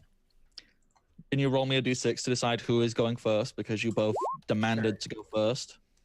That's a 4 from Clementine and a 6. from Venom. So the order for this round, which should be in ascending order, although It doesn't Big- matter. Moves have because determined everyone's what it is. Uh-huh. Yeah, so We it's all, going just, to we go. all just decided it, yeah. Yeah, so it's going to go. We all just went to the judges. No, this is the order we're actually doing. Uh-huh. It is going to go Venom, Clementine, Amelia, Eva. Has nothing to do with score. Yep. It actually doesn't. If you can see the numbers, you'd be like, what the heck? There is no logic here. All of the judges are on 0 voltage, and I just saw somebody throw some bits at us. Who is that? Michael Wayne. Michael. Can I get the offensive Cockney accent? So to go Cockney, it's down here. So Michael Kane. Michael Wayne. Thank you very much. Yeah, 100 bits there, pal, matey. That was terrible. Venom, what do you do? Maya, Lily. I'm just gonna say names, but they all work. I mean, those all, yeah. What's the thingy? Thank you. Someone keeps remembering because I keep forgetting. 6, free round. Everything gives voltage. Oh, wow. Shit. I'm not even lying. Okay. So Maya sits up from her like mech arms chair. She's not gonna do a move. She's gonna do a thing, where she points with her big mech arm behind the judges. Since Nano disappeared last time, Nano reappears behind the judges. Makes like a and then makes a giant water explosion behind them, and is using hydro cannon, which is beauty, 2d4, and then since everything has it, it's 3d4. It also has the effect seen nothing yet, which means if somebody got to max voltage last time, it's another 3, so 64. Wonderful. And who are you appealing to? Let's see. I will go to Bardic because that's the only one I haven't yet. There we go. 6d4. Do it. Woo! Wow, nice. Yeah, wow. Plus 19. There we go. Is there anything else? No. After making the big waterworks thing behind them, Nana will just like flip back and land in front of me, and I like walk up and like pat him on the shoulder. All right. Nice. Clementine. What's your big finale? So Mimikyu is going to again use Mimic. So there's another Hydroblast right next to it. Uh-huh. And that's a tension grabber, so... So the 19 is reduced down to an 11. Yup. And then Clementine, making use of the glow sticks again, is going to use close combat.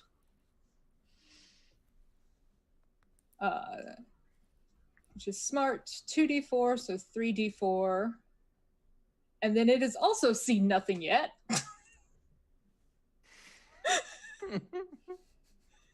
So that's 3. Stop using my. Has everyone got something prepared to do? See nothing yet. So now 64.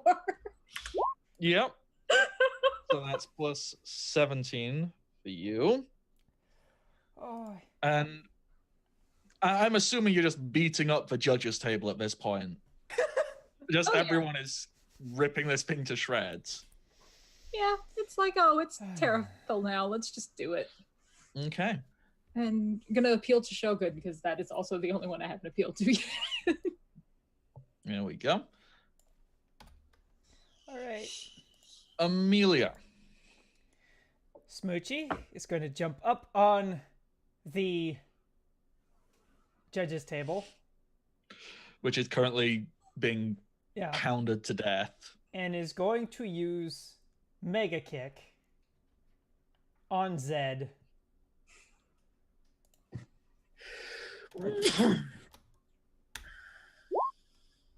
Dealing 85 damage. Jesus Christ!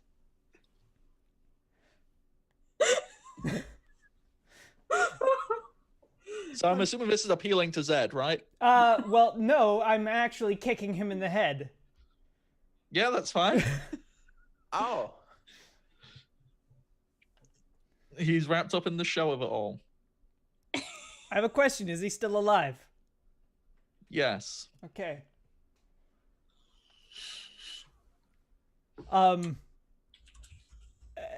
Yeah, Amelia basically just tells some grunts to escort him from the building. He's done.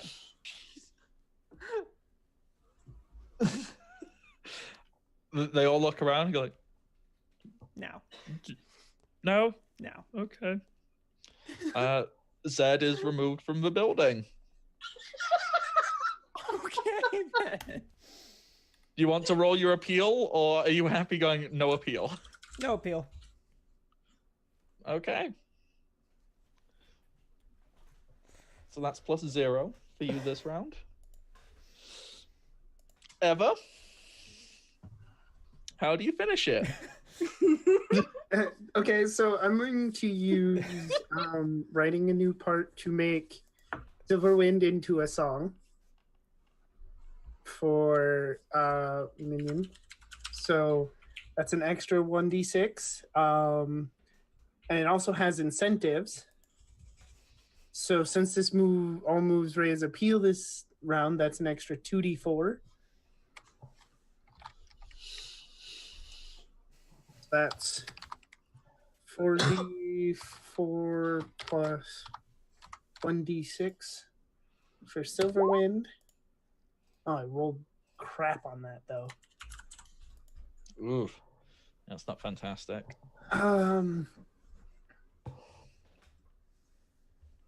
Oh shoot. I forgot to do something. Oh. Because I have to roll for it.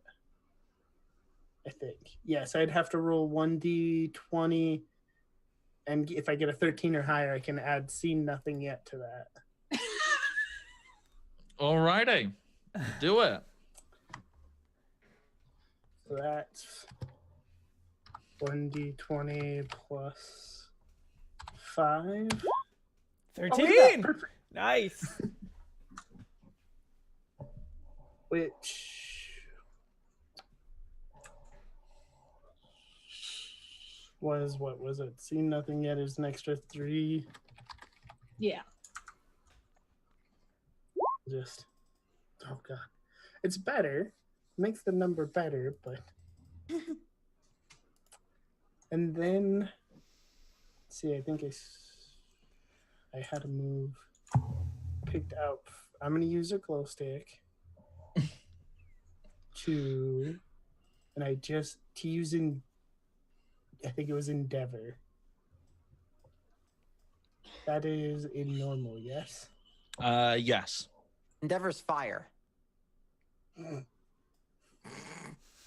It is.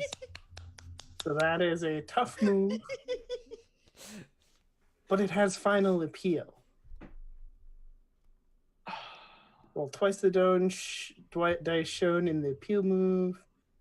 The move is you performed during the last round of appeals. So that is another 44. Oh god, my last round rolls were garbage. Okay, I have a question. so yeah. Is there a nearby river or lake? Sorceracity, I think that's how we decided it's being said now. I don't know. Is a port town. Wonderful. You can throw them into the ocean. Yeah. Okay, so I need to try and get all this right. So He sleeps with the fishes now. your grand total to add to everything this round is 11, 7, and 6. So that would be 24. yeah, 13, 11, 24 plus 24. Wonderful. Just check, is there anything else at all? No. Okay. With that, there's uproarious applause and wonder and cheering as the two remaining judges quickly put together their scores. By which I mean I quickly try and do math. It's good. Good thing Zed took good notes while while he was on the panel. I like to think that the applause is ushered in by just the big screen in bold type. Just applaud. Please clap.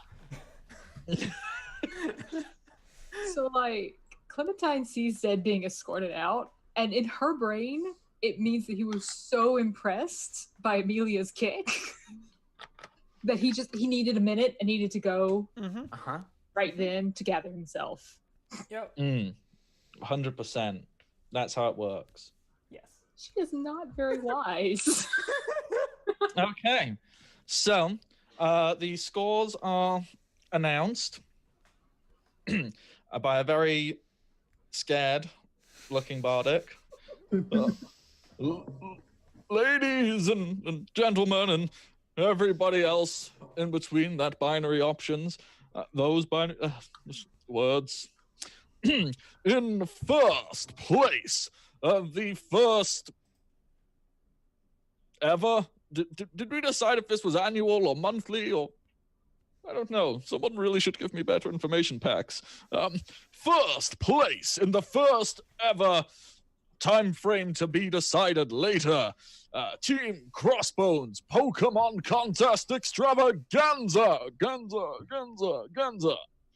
With a whopping 89 points. Ever Kismet. Woo, yay, Ever's the best. Yeah. That's not my crowd, that's Bardic.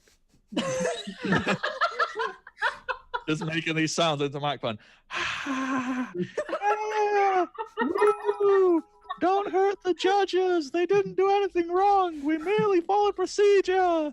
Yay! Yay, procedures. I mean, they won. Everybody gets to live except for whoever Amelia kills. In second place, with a respectable 82 points, Clementine! Yay!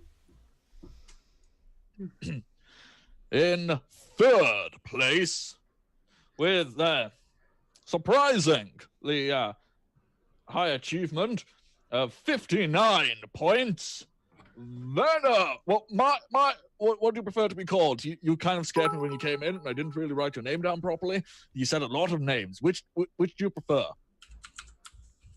Pick one, and we'll see if you make the right choice. The Scary Lady.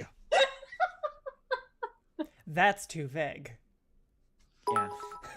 The Scary Lady with a robot arm, which I can't decide if I'm really into or really scared of. Don't hurt me, please. Stands on the third place thing, so like third, second, first, and her poles make her as tall as the person on the first place thing.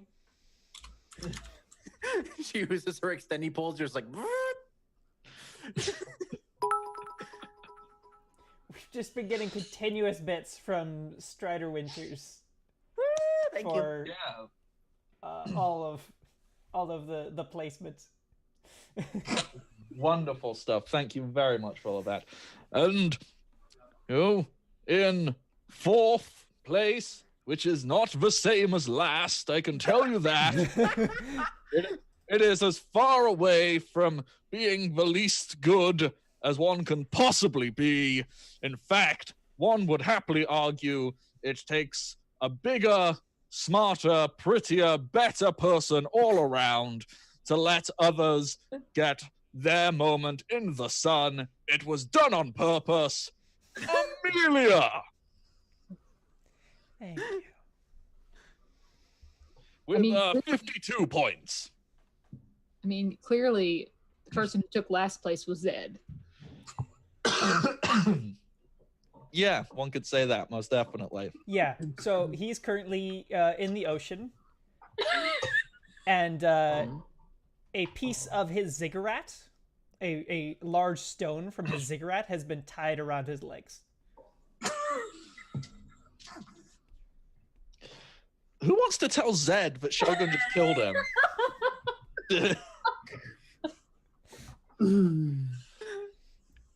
Oh, this is so unfair.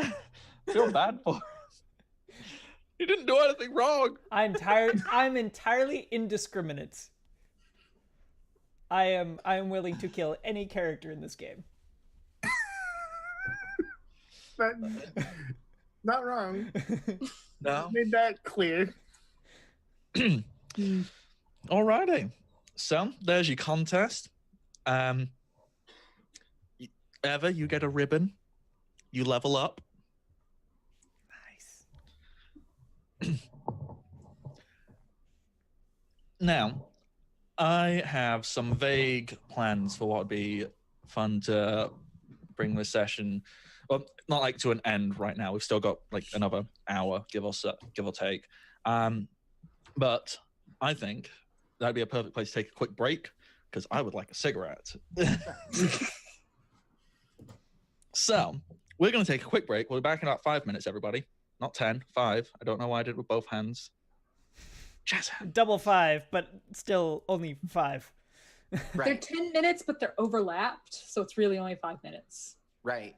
Yeah, just it's jazz hands, and then one's going to go off screen, so it's that many. Shogun, click the button. We'll be back real soon. Stay tuned, everybody.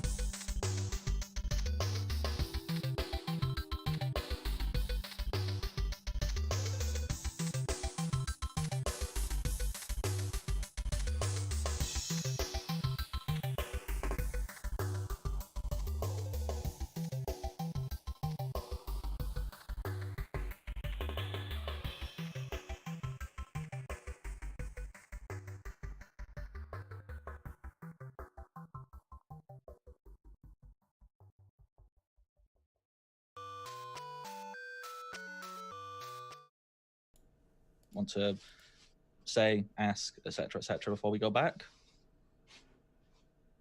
Well, we are live, so it's good that no one seems to have anything to say.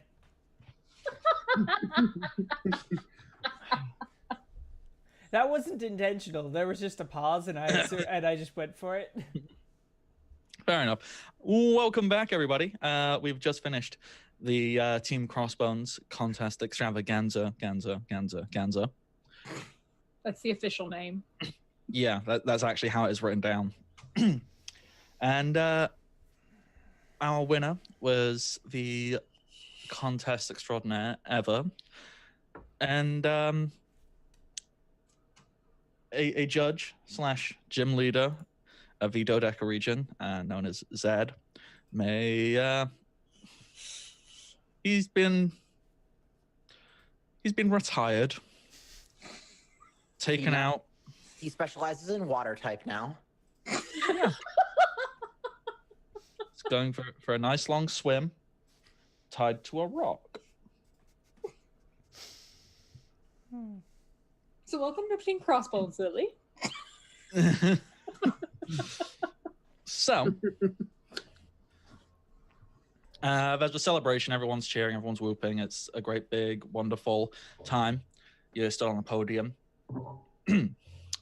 From outside of the building, you can hear something very loud. Something very loud and mechanical. In fact, it's so much so, it drowns out all of the sound inside the building. It's this loud, mechanical sound. And then you hear coming out over the top, attention, criminals. We have found you. You are surrounded. Please come out with your hands up, or we will be forced to use, well, force. Shut up. Venom, you said those Voltarps were explosive? They are, yes. Come on. And then they all like roll out and like just collect into a little pile. What would you like to do with them? Well, we appear to be surrounded. Just Pick them up. see if they want any. Of course. And Maya will walk outside.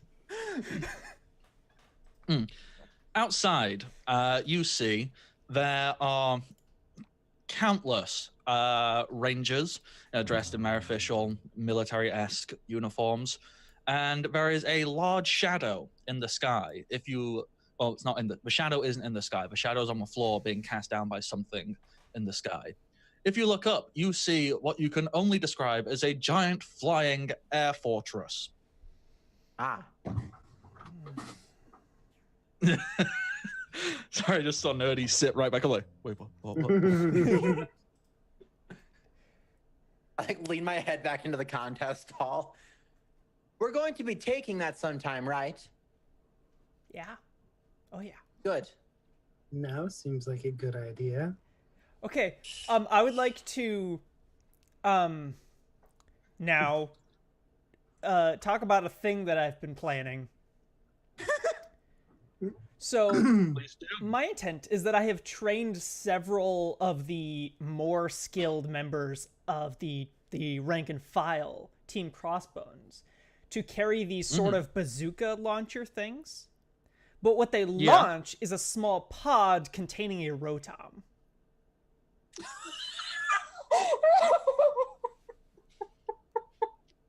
I like it. I like it a lot. Their job is to fire rotoms at any vehicles or technology that our enemies are to use against us. And Love it. yeah, including the Sky Fortress. Go for it. So I will pull out my cell phone, tell them to deploy the Rotom cannons. Yeah. Fire cannons! Yep. From all over town, your particular people who've got stationed, they get the message and they go, yes. And you hear a series of, well, missiles being fired, And, it's kind of hard to miss this giant flying sky fortress. So things are going to occur. What do you all decide to do? Because you are surrounded, there's countless rangers, just fodder everywhere. I'm gonna take my collection of Voltorb bots. Mm-hmm. I'm just gonna throw them and have them roll out, and then just. All right. Create a series of explosions, which I assume would also be good enough to create a wonderful smoke screen effect for you to make a quick escape. Sure. Slash, strategic repositioning. Where do you, as a group, decide to head off to? Because the rest of your grunts, they'll follow your lead. They'll get out and they'll all whip out, a Rotom or whatever it is the generic Team Crossbones Pokemon, and they'll take on individual rangers to deal with fodder along the way. We need to go to the gym / garage. Okay, so we're using Rotoms to take over the... Correct, yes? Well, so as far as I understand, the Rotoms would have to get to the central computer to take over the whole thing, but what they can do is take over components. So, we might own, the third left engine or something. Oh, yeah. Basically, I'm going to make a bunch of notes and decide what you take over and what happens with all of that. What is going on with that Sky Fortress now. So. Okay, because I'll be honest, I really want Ever to just fly up there on Noivern and say hi. Well, what I was about to say is we would go into the garage and activate the mechs. And, yeah, we can do that, I think.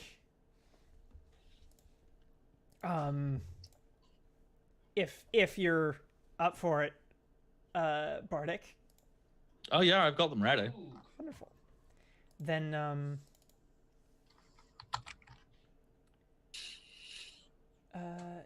yeah, I think we'll do that.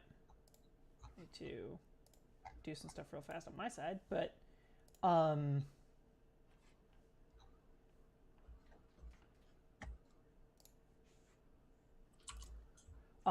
actually, where are they? Under the floor or something where we keep them? I like to imagine, in the gym, this is your personal Power Ranger Zord hanger. They're stored however you want them to be stored. They come out of the floor, they come out the wall. They can be kept in the ocean, and they come out like big, giant-ass kaiju. However you imagine them, your mechs are where you want them to be. Wonderful. So I'm going to do the overlay transition. And there we have our mechs that come out of the ground. Amelia doesn't actually have a personal mech, but there's space for her to join Smoochie in her mech. That Smoochie pilots. And Smoochie gets inside of what is basically a giant metal scyther. But the blades, they come off the back of the arms instead, allowing this scyther to have hands, because it also has a giant sword it carries. Nice. Maya, I am assuming you brought your own mech for funsies. Oh, yes. And where did you park it? Where did you keep it? So. Or is it really cool and it shrinks down and you just pull it out and Is it your arm? Is your arm the mech? Oh man, that would be pretty cool. Huh. Every answer's the right answer, so it doesn't really matter. Okay. Oh no, even better. So as we come outside and like the mechs come out, Maya's arm, like she like taps like and a little control panel comes up. She taps the button and like a little thing just starts blinking, and then we just see like clouds that are in the sky start to like pour apart as a giant sword just goes. It was in the sky and it's gonna fall out of the sky. And Does it clip the giant fortress? yeah, I think it would. Okay. And is it in attack or defense mode? It's in defense mode to like just to like fall and be one piece, and then yeah, once I get in and do stuff with it, I'll switch it around and stuff. So, if I just ping you all here, you can see your big ass mechs. Uh-huh. Because it's not that far from a contest hall to there, so you can just dash over, and all these mechs arrive. At this moment, the giant sky fortress, where the voice is coming from, you hear the person go, who the hell was in charge of getting intel? Then one of the people who stood there, I don't remember his name. Jim. Basically, Hail Hydra!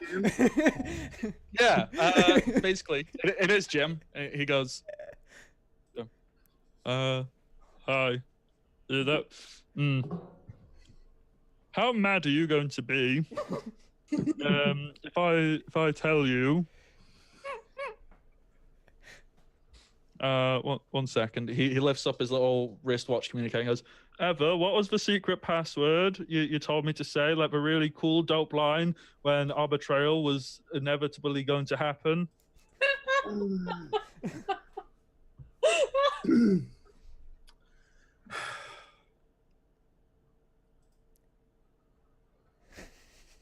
Now I have to think of something, and I wasn't ready for that. It could just be the title.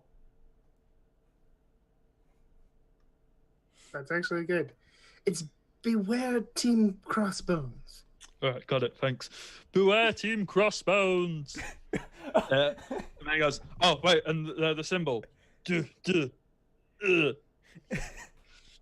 that, and a bunch of other rangers around the fortress do that. As you get in your mechs, all the rangers around you, they send out Pokemon. There's Pokemon of all shapes and sizes. There's Gyarados. There's Arcanines. There's Venusaurs, and there's all kinds of Pokemon everywhere. What do you do in your giant mechs? Basically, you now have carte blanche to describe giant mechs beating up Pokemon to your heart's extent. Mm-hmm.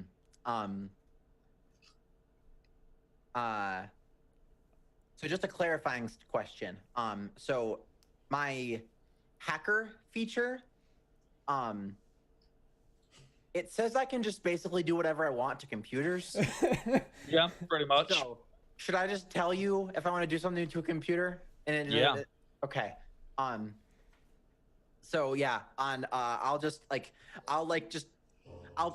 plug myself into all the communications basically.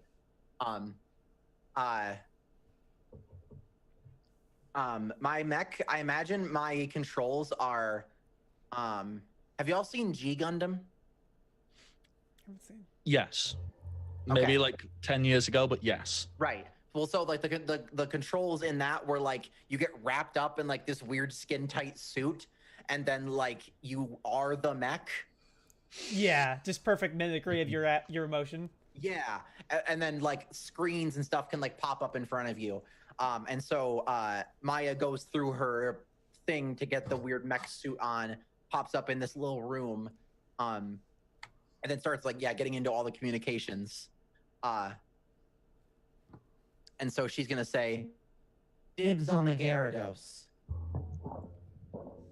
and then flip into attack mode and just go at the Gyarados and start like shield bashing it. Alrighty, yeah. It's a giant mech versus a Pokemon. Quite frankly, a Pokemon stands no chance. Because as big and impressive as a Gyarados is, it's still one small little Pokemon.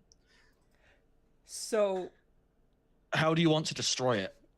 I think just like a bunch of shield bashes, and then when it like goes to like counterattack and bite, she lets it bite the shield, and then just like flips around and like just nails it with the sword body part thing.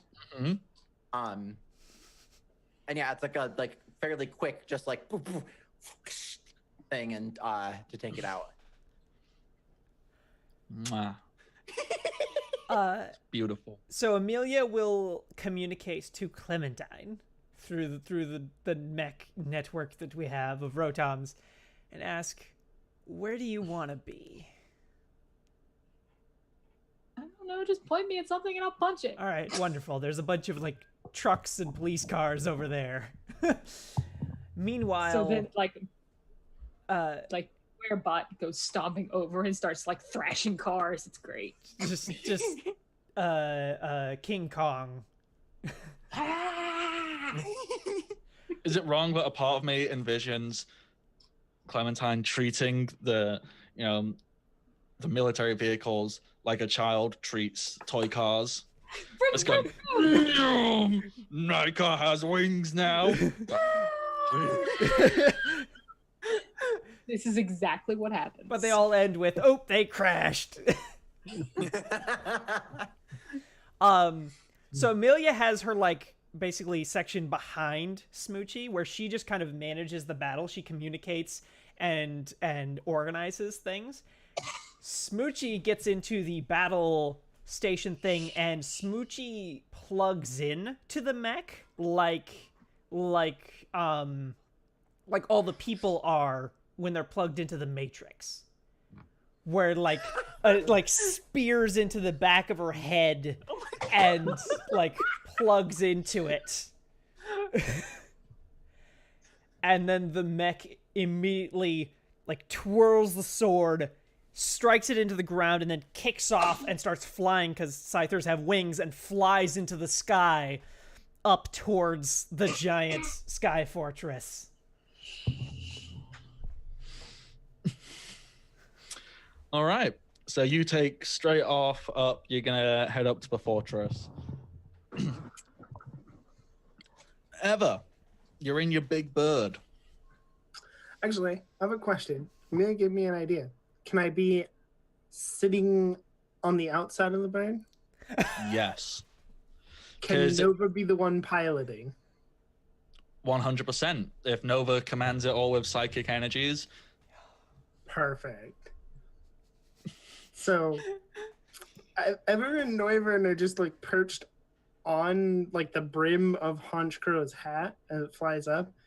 And I'm going to fly up, and first I'm going to just kind of clear out some of the nuisance stuff. And I'm going to hit the whole thing with basically a whirlwind.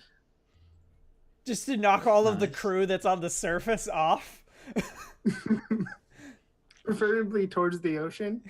Yeah, they land in the ocean. It's fine. They're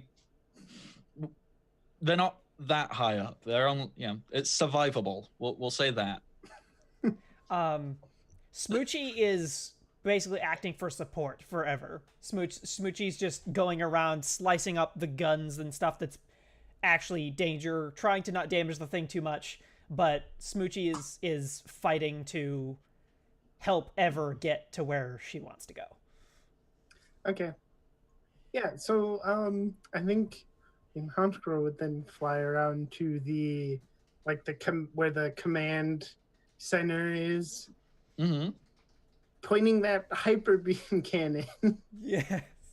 right at it, and then I will fly in over. You know what?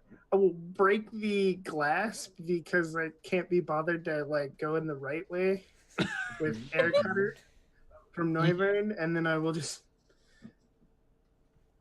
like slowly climb off as everybody's like standing there and just, all right, brother, should give up now while I'm feeling generous.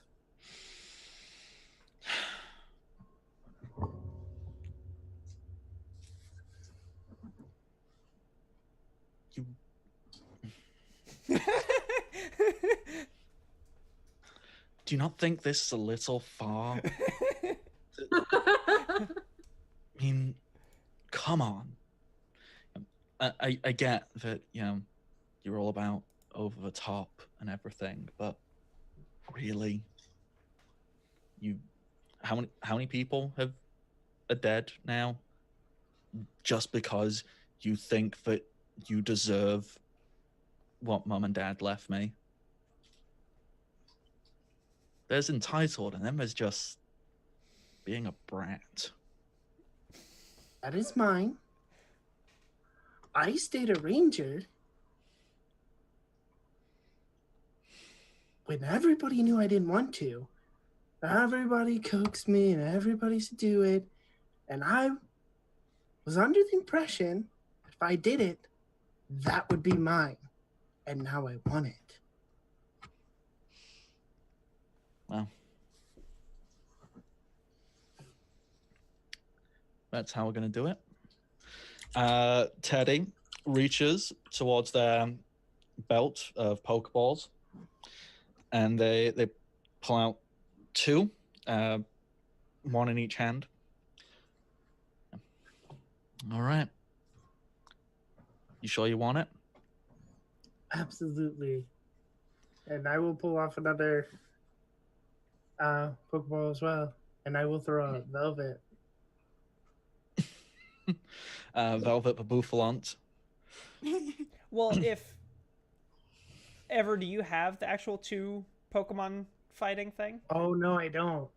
Because I can join you if you want. I want to use Bouffalant anyways. I can join you if you want. Yes, that would be...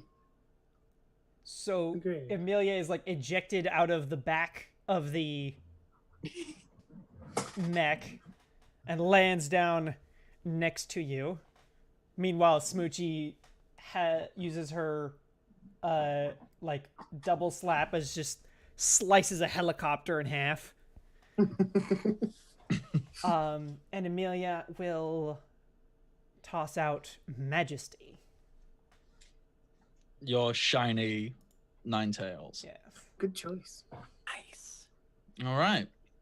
So there's a Noivern, a shiny Noivern, and a shiny Ninetales. We What are better Teddy than him. does. Yeah, you're proving that you're better. What Teddy does is the first Pokeball they throw out, a large dinosaur-looking creature with giant leaf wing fans coming off of its back, and it seems to have bananas hanging from its ears, appears. And Teddy jumps on to the back of it, and the other Pokeball they drop and let out is what's the other one they're going to use for this? Won't be a bet. Yeah, they drop out. I can't think of a way to describe it. They drop out a Venusaur. Good. Just cut to it. That's all right. Yeah. And what Teddy does is adjusting the hair. You can see a really impressive looking flower. Like, Eva, you would know that's the flower that you want. That's the special secret thing. And he keeps it in his hair, and it's very much like, yeah, I've been wearing it. I'm showing it off. Look at how impressive and important I am. And on the back of his big dinosaur thing is a Tropius, if you don't know what that is. He calls out, Rangers, Protocol Omega. And with that, all the Rangers, everyone's still on deck of the the ship, you see them running like hell. They dash to the sides and they leap off, and they all activate parachutes, which are all in the shape of giant jump pluffs. Just because I think that'd be funny. And what happens is the giant airship starts to shift and move. And as it does so, it starts to slowly transform into a weird hodgepodge creature. It kind of looks like two Pokemon forcibly rammed together. I don't have a sprite for this because I didn't think I'd need to do this. But basically, the giant airship turns into what's it called? Yeah, turns into Qrem Black, but as a giant mech. So let me see if I can quickly get an image of that and show it to everybody. I should have it somewhere. We've got all these sprites somewhere. It just won't be edited. So no, not character sprites. Mons. Ugh, it's gonna be right down at the bottom, isn't it? I see this thing. Yeah, that's pretty cool. That's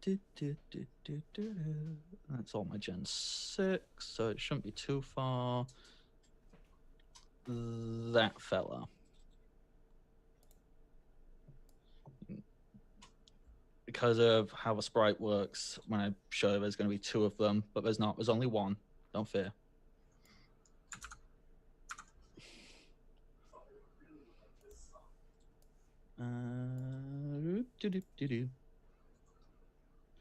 I will get this edited to actually be a giant mech sprite for next time. All right. And it is a fair bit larger than your sprite, than your mechs. Yeah. This was a giant air fortress. Once I can get it done. Stupid roll 20. As I said, there's not two. There is only one. I just can't separate them yet. Because all my sprites come in pairs, I think, to show, like, animations or whatever. Oh, yeah.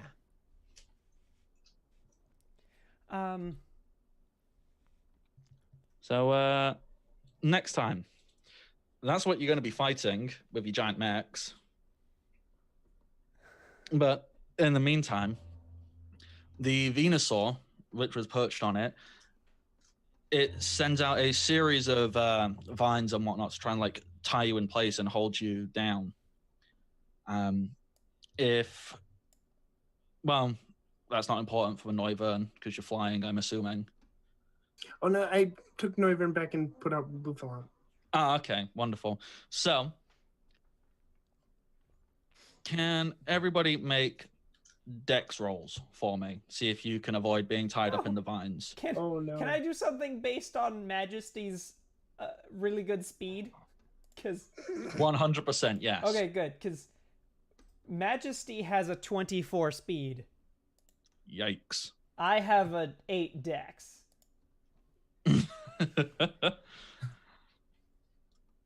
Well, what's Majesty's response to seeing all the vines come flying out then? Oh, I mean, Majesty's response is not actually based on speed. Majesty's response is based on flame burst. All right, so you set fire to the vines. Burning them away. All right. So, basically, how this is going to go down, I mean, there's not enough time to do a fight this time, so we'll do that next time. But how this fight is going to go down is the mechs are going to fight the giant robot whilst the two of you engage in this Pokemon battle on top of the giant robot. Excellent. Yes. You're stood on this thing's head. Oh. Good. Nice. I like it. Do you still want me to roll that dex check? No, the vines got set on fire. Okay. Oh, the disappointment. Oh. My plans! What would an epic moment be if we didn't fuck it up somehow? It's This true. is true. This is true. Well, Wait, I've been planning this battle for a while. There's a very specific reason why I'm using Booth a lot. It's good. well, Excellent. Good. Good. there's about 15 minutes or so left. What cool things do people want to talk about and do for approximately that amount of time? Smoochie is just like whirlwinding through with the blades, just destroying. Oh, yeah, no, Smoochie is extremely cruel. So what Smoochie does is just flies alongside all those people who jumped off with parachutes, just slicing the lines on the parachutes. Wonderful. Wonderful. What about...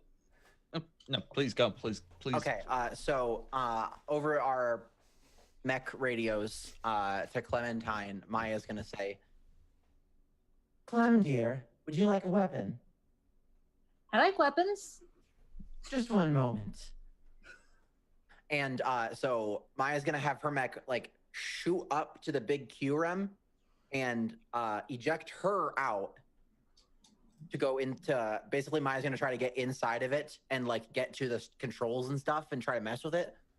And then the sword is just gonna fall and land in front of Clem's mech. And then it turns into attack mode. So then she can just have a sword and a shield.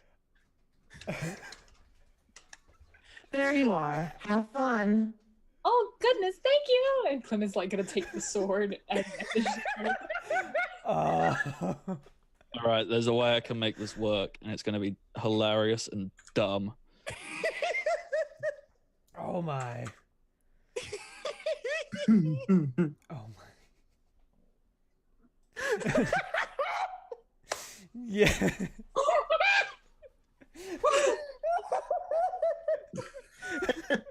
Yes. Nice. You have a giant mech. We immediately go to a mech wielding mechs. Yep.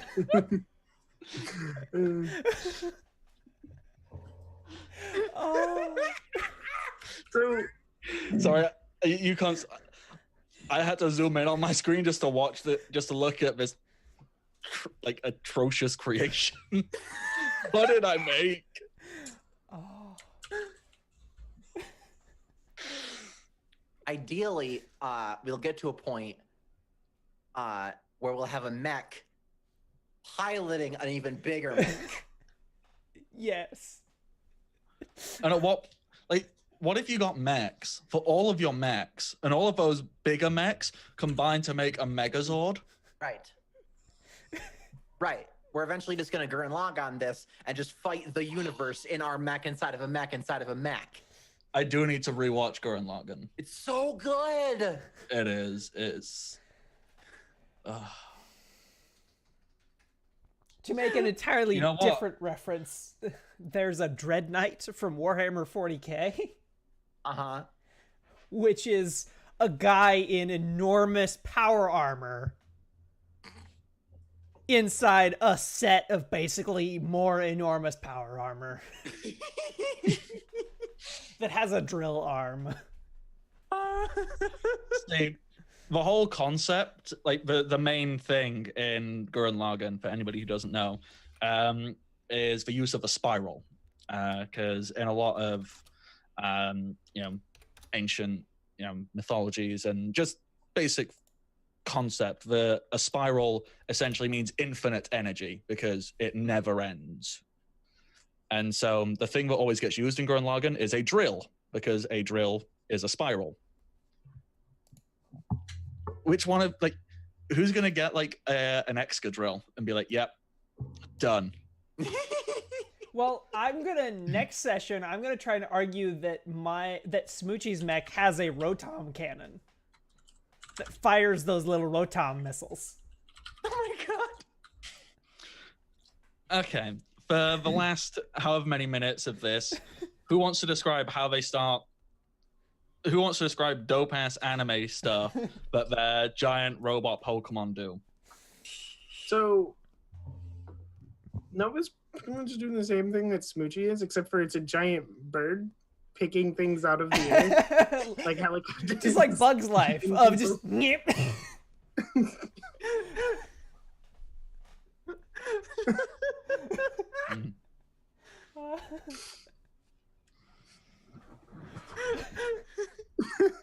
Clem, what do you do with your giant sword-wielding bear?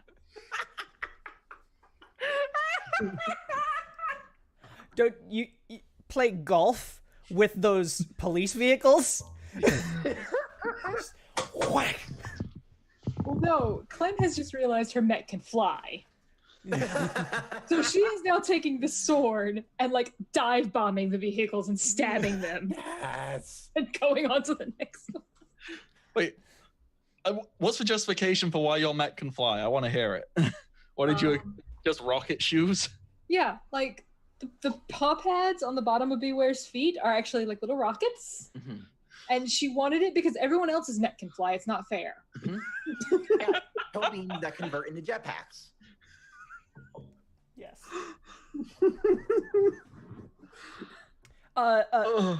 Venom's mech should have a Voltorb cannon. Like in the shield, just Yeah, it just fires Voltorbs out.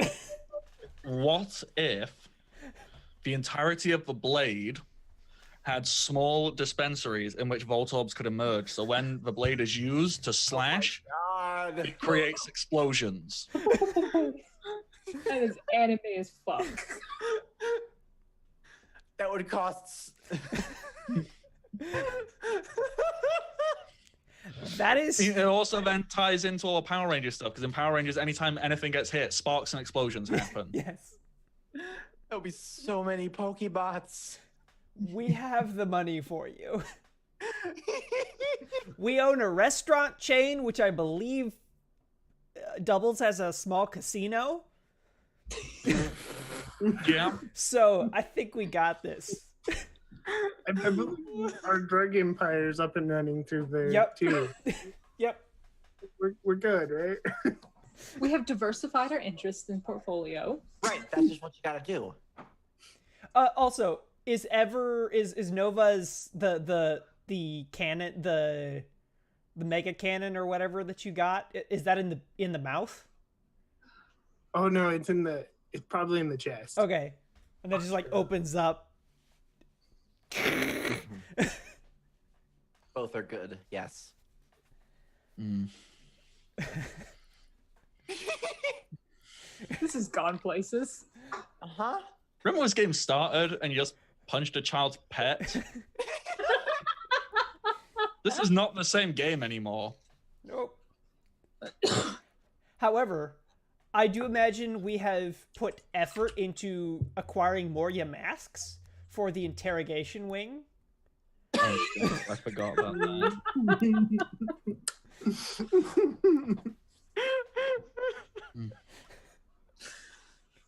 Yeah.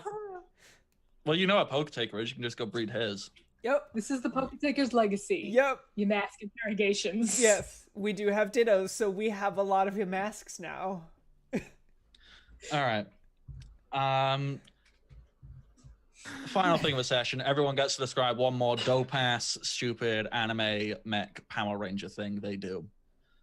And then we'll sign out. Well, we'll talk about who we are and where you can find us on the internet. And then we'll take a deep breath because what the hell is going on?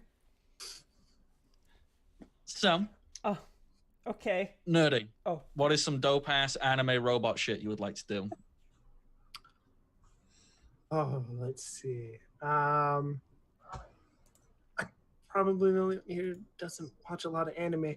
But Doesn't have to be anime, just dope-ass robot shit. yeah,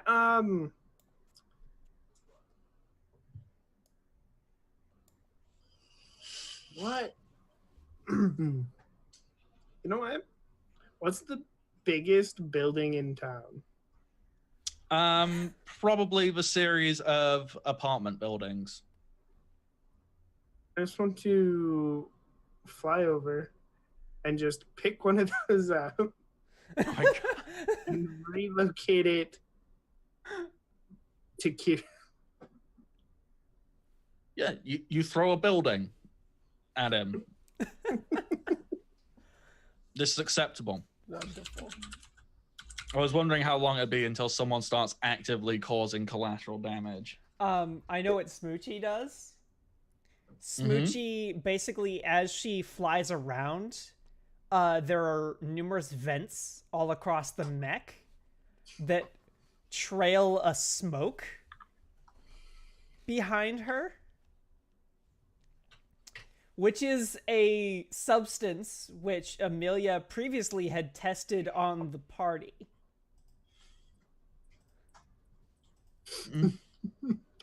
Okay. So this is aerosolized marijuana oil. Which is just liberally spread across the battlefield and fanned by the robotic wings of the Scyther mech. Oh my God. This is wonderful. Michi.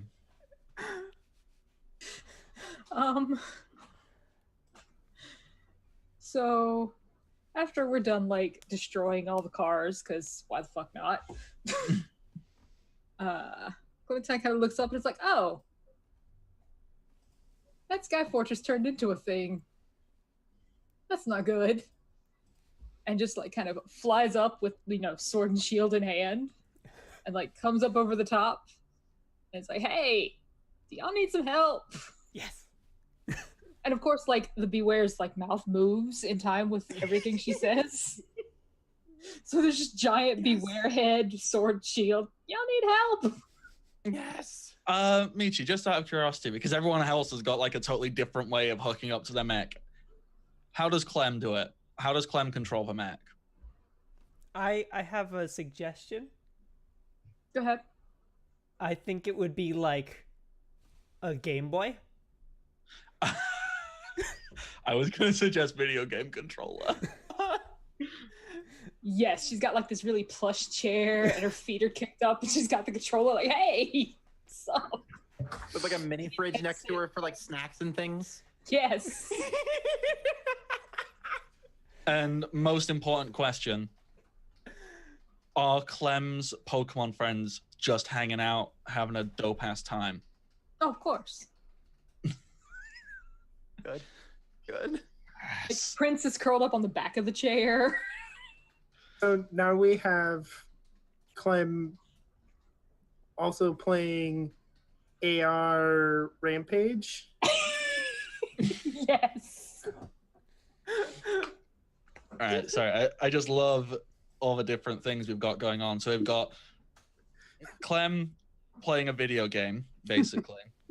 We have the Honchkrow being psychically piloted by a Pokemon. We have the Scyther being hooked up to someone's nervous system via the Matrix. And we have the Aegislash that gets powered by a spandex-clad smart crime girl. Yes. This is Yes. wonderful. Uh-huh. Smart and a crime. Yes, I am both. So good. My thing, so while Beware slash Clementine is using my mech as a giant weapon, Maya, still in her like cat suit, skin tight like mech suit thing, is basically now going to crime her way into the key. Like, we just see her like kick through like a vent and just start sliding in.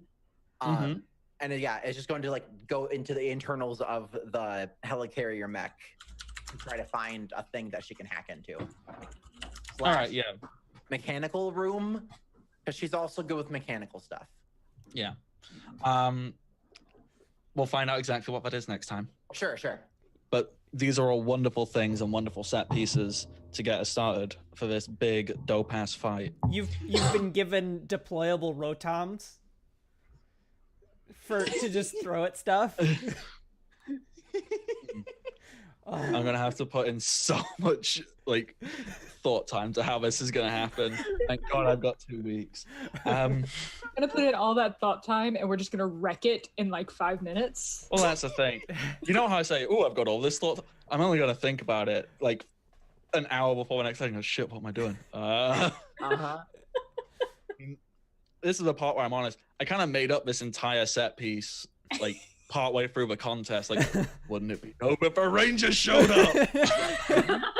Awesome. I mean, everybody thinks I planned the whole Excalibur Morgana thing. I literally came up with that like 4 hours beforehand. So Good. All of this is beautiful. And you know what else is beautiful? The community here at Welcome to the Party, which you should support in as many different ways as you possibly can. I highly advise following them on Twitter, and that is at Welcome Party RPG, where our fantastic social media team. It is most definitely a team. There's like 2 people. That's a team. Legally, that's a team. No, it's wonderful. They put a lot of hard work in to keep all of this stuff going and to do the tweets and make memes. They do it. It's all there. So go follow them on Twitter at Welcome Party RPG. Also check out the Discord. The link is down below. The Discord's wonderful. I met all of these wonderful people through that Discord, and they are easily some of the best people I have ever met. Like, undoubtedly. So check that out if you want to make friends. There's lots of awesome people there. What else could you do? If you ever miss anything here on Twitch, and it's twitch.tv/allwelcomepartyrpg. You can catch all up over on the YouTube channel where everything eventually gets uploaded. People are working their hardest to keep on top of that. So that is youtube.com/welcomeparty. And if you really like stuff, you can support via Patreon. And that link should be down below, but I'm 99.9% certain it's patreon.com/welcomepartyrpg. Huge thank you to our sponsors, Tabletop Loot, where you can lose your life savings for small pieces of plastic. There is Devon Rue, a wonderful, wonderful cartographer and artist. You can check her out. She has a Patreon, and her website is ruinc. I'm going to assume it's com. Just Ruinc, where you can get all kinds of great stuff.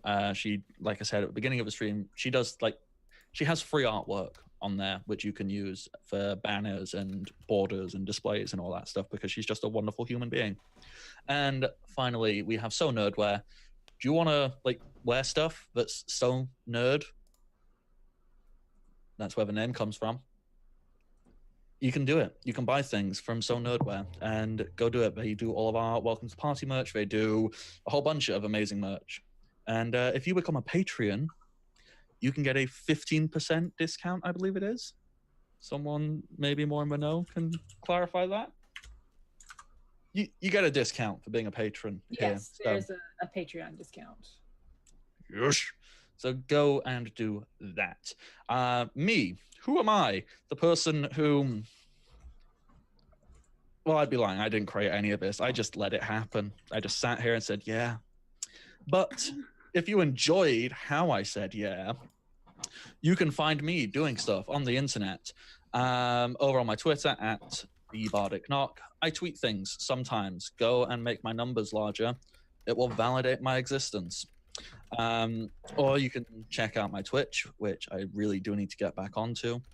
I'm slowly working my way through the Final Fantasy series because that is the only video games I play. And that's twitch.tv/TheBardicKnock. There's also a YouTube channel where I need to get back on that as well. Ugh. There's so many things I have started and need to get back into, but I have it. Go check it out. And there's also Patreon where, hey, I would like money, please, because money. That's me. Nerdy, where do I find you on the internet? And how can I support you and do things for you via the internet? Right, yeah, you can find me on Twitter at Nerdy Teddy. Trying to get better at Twitter, but mostly I retweet things and tell you what I'm up to gaming wise, which is usually Monday nights where I run the mass game Aegis Shield of Earth, which is where the Morgana Excalibur thing comes from, as well as last week's Techno Zombies and all the other fun things that I come up with for that superhero game. And then I'm here for this, which is really all I got going on right now. All right. Then in that case, that is Michi. Michi, where do I find you on the internet, and what can I do to support you? Well, hello, I am Michi at Michisaurus on Twitter. You can find me here playing games on Monday nights with Aegis Shield of Earth under, the lovely Teddy. It's a great game. I'm playing Dreamcat, who is weirdly the most well-adjusted of the group currently. Until some of her issues come up, it's fine. She punches her way out of her problems. Valid. Problem. I am also here second and fourth Thursdays, playing Pokemon. And occasionally I am on Sunday nights playing in Vibrant Visible Victorious, which is our POC only one-shot for POC by POC. And is there a way I can give you money over the internet in exchange for services? I forget this every time. Or some kind of product I can use to make myself clean and smell good? I do also make soap. It is handmade, vegan, great, smells good, feels good, is pretty. Current stock looks like cats. All good reasons for soap. There are things coming in June that will be incredibly gay, and I love it. Rock on. Oh, yeah. Pride's a thing. It sure is. I keep forgetting we now have like an actual month for that. I just used to show up, like someone would go, oh, hey, it's Pride. Oh, okay, cool. I'll show up. I'll go to the park. Nice. So, like, I didn't know that was a schedule. I'm from North Carolina, and so we do our Pride in September because if we did it in June, everyone would die. So it's still weird for me that like most of the rest of the world does it in June. I mean, they do the one in Minneapolis, which is closest to me in June, which having gone to Warp Tour in July in Minnesota, where they do it in just a parking lot. Oh no. I'm surprised we do it in frickin' June too. See, the UK is weird. I grew up and lived my entire life in Sheffield, which is like the fourth biggest city, which is a lie because Sheffield is not a city. It is a collection of small towns and villages vaguely close to each other. The Pride is literally just, they slap some stuff down in a park and that's it. And you can sometimes get booze or you bring your own. I don't know. I used to live like a 2-minute walk away from this park. I never knew when Pride was until I walked through it. Like, oh, it's Pride. Cool.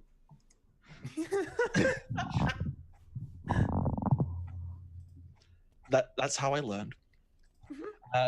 So if there is a time frame for it, I don't know when it is, but it's probably June. There was sometimes sun, so that is usually meaning June here in It wasn't raining for like 2 days, so our delightful new player, Lily, where do I find you on the internet, and are there things I can do or pay for to support you via the internet? Sure. Hi, everybody. I'm Lily.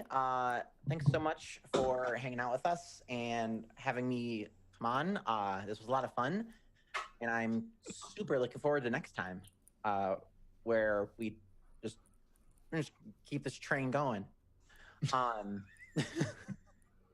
You can find me pretty much anywhere that has a place to be finding people, as Lilypad Nebula, mainly Twitch and Twitter. Twitch, I'm doing a lot of roleplay stuff. Twitter, tweeting about said roleplay stuff, and other various things. I do have a Patreon, only because I made one to avoid the fee change. So there will probably be stuff on it. Right now, it's just basically a glorified tip jar. But yeah, eventually I'll have stuff on there when I start like having things in a place where I can show them to people. Because right now it's just a couple of words in a document. Yeah, I know that feeling. One day I'll make content that's worth being paid for. Right, exactly. But yeah, thanks again. I hope you all have a great night, and I will pass it along.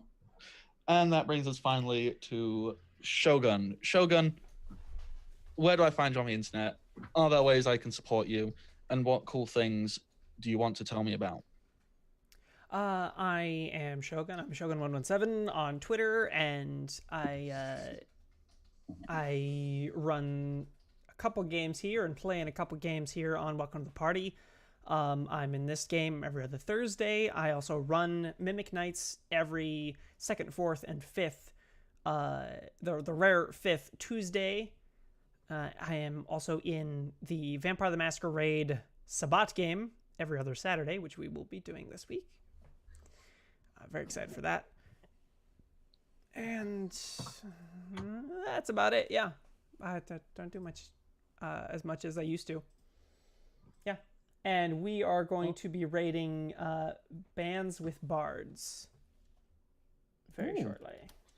That should be fun. Yeah, I said all the things about the channel, about me, all the players said the things. I think we're done. Wonderful. Thank you, everybody, for joining us. Until next time, stay safe and make giant robots wield swords that explode. Woo! Bye, everybody. Bye. We're out. Cool. Okay, so Man.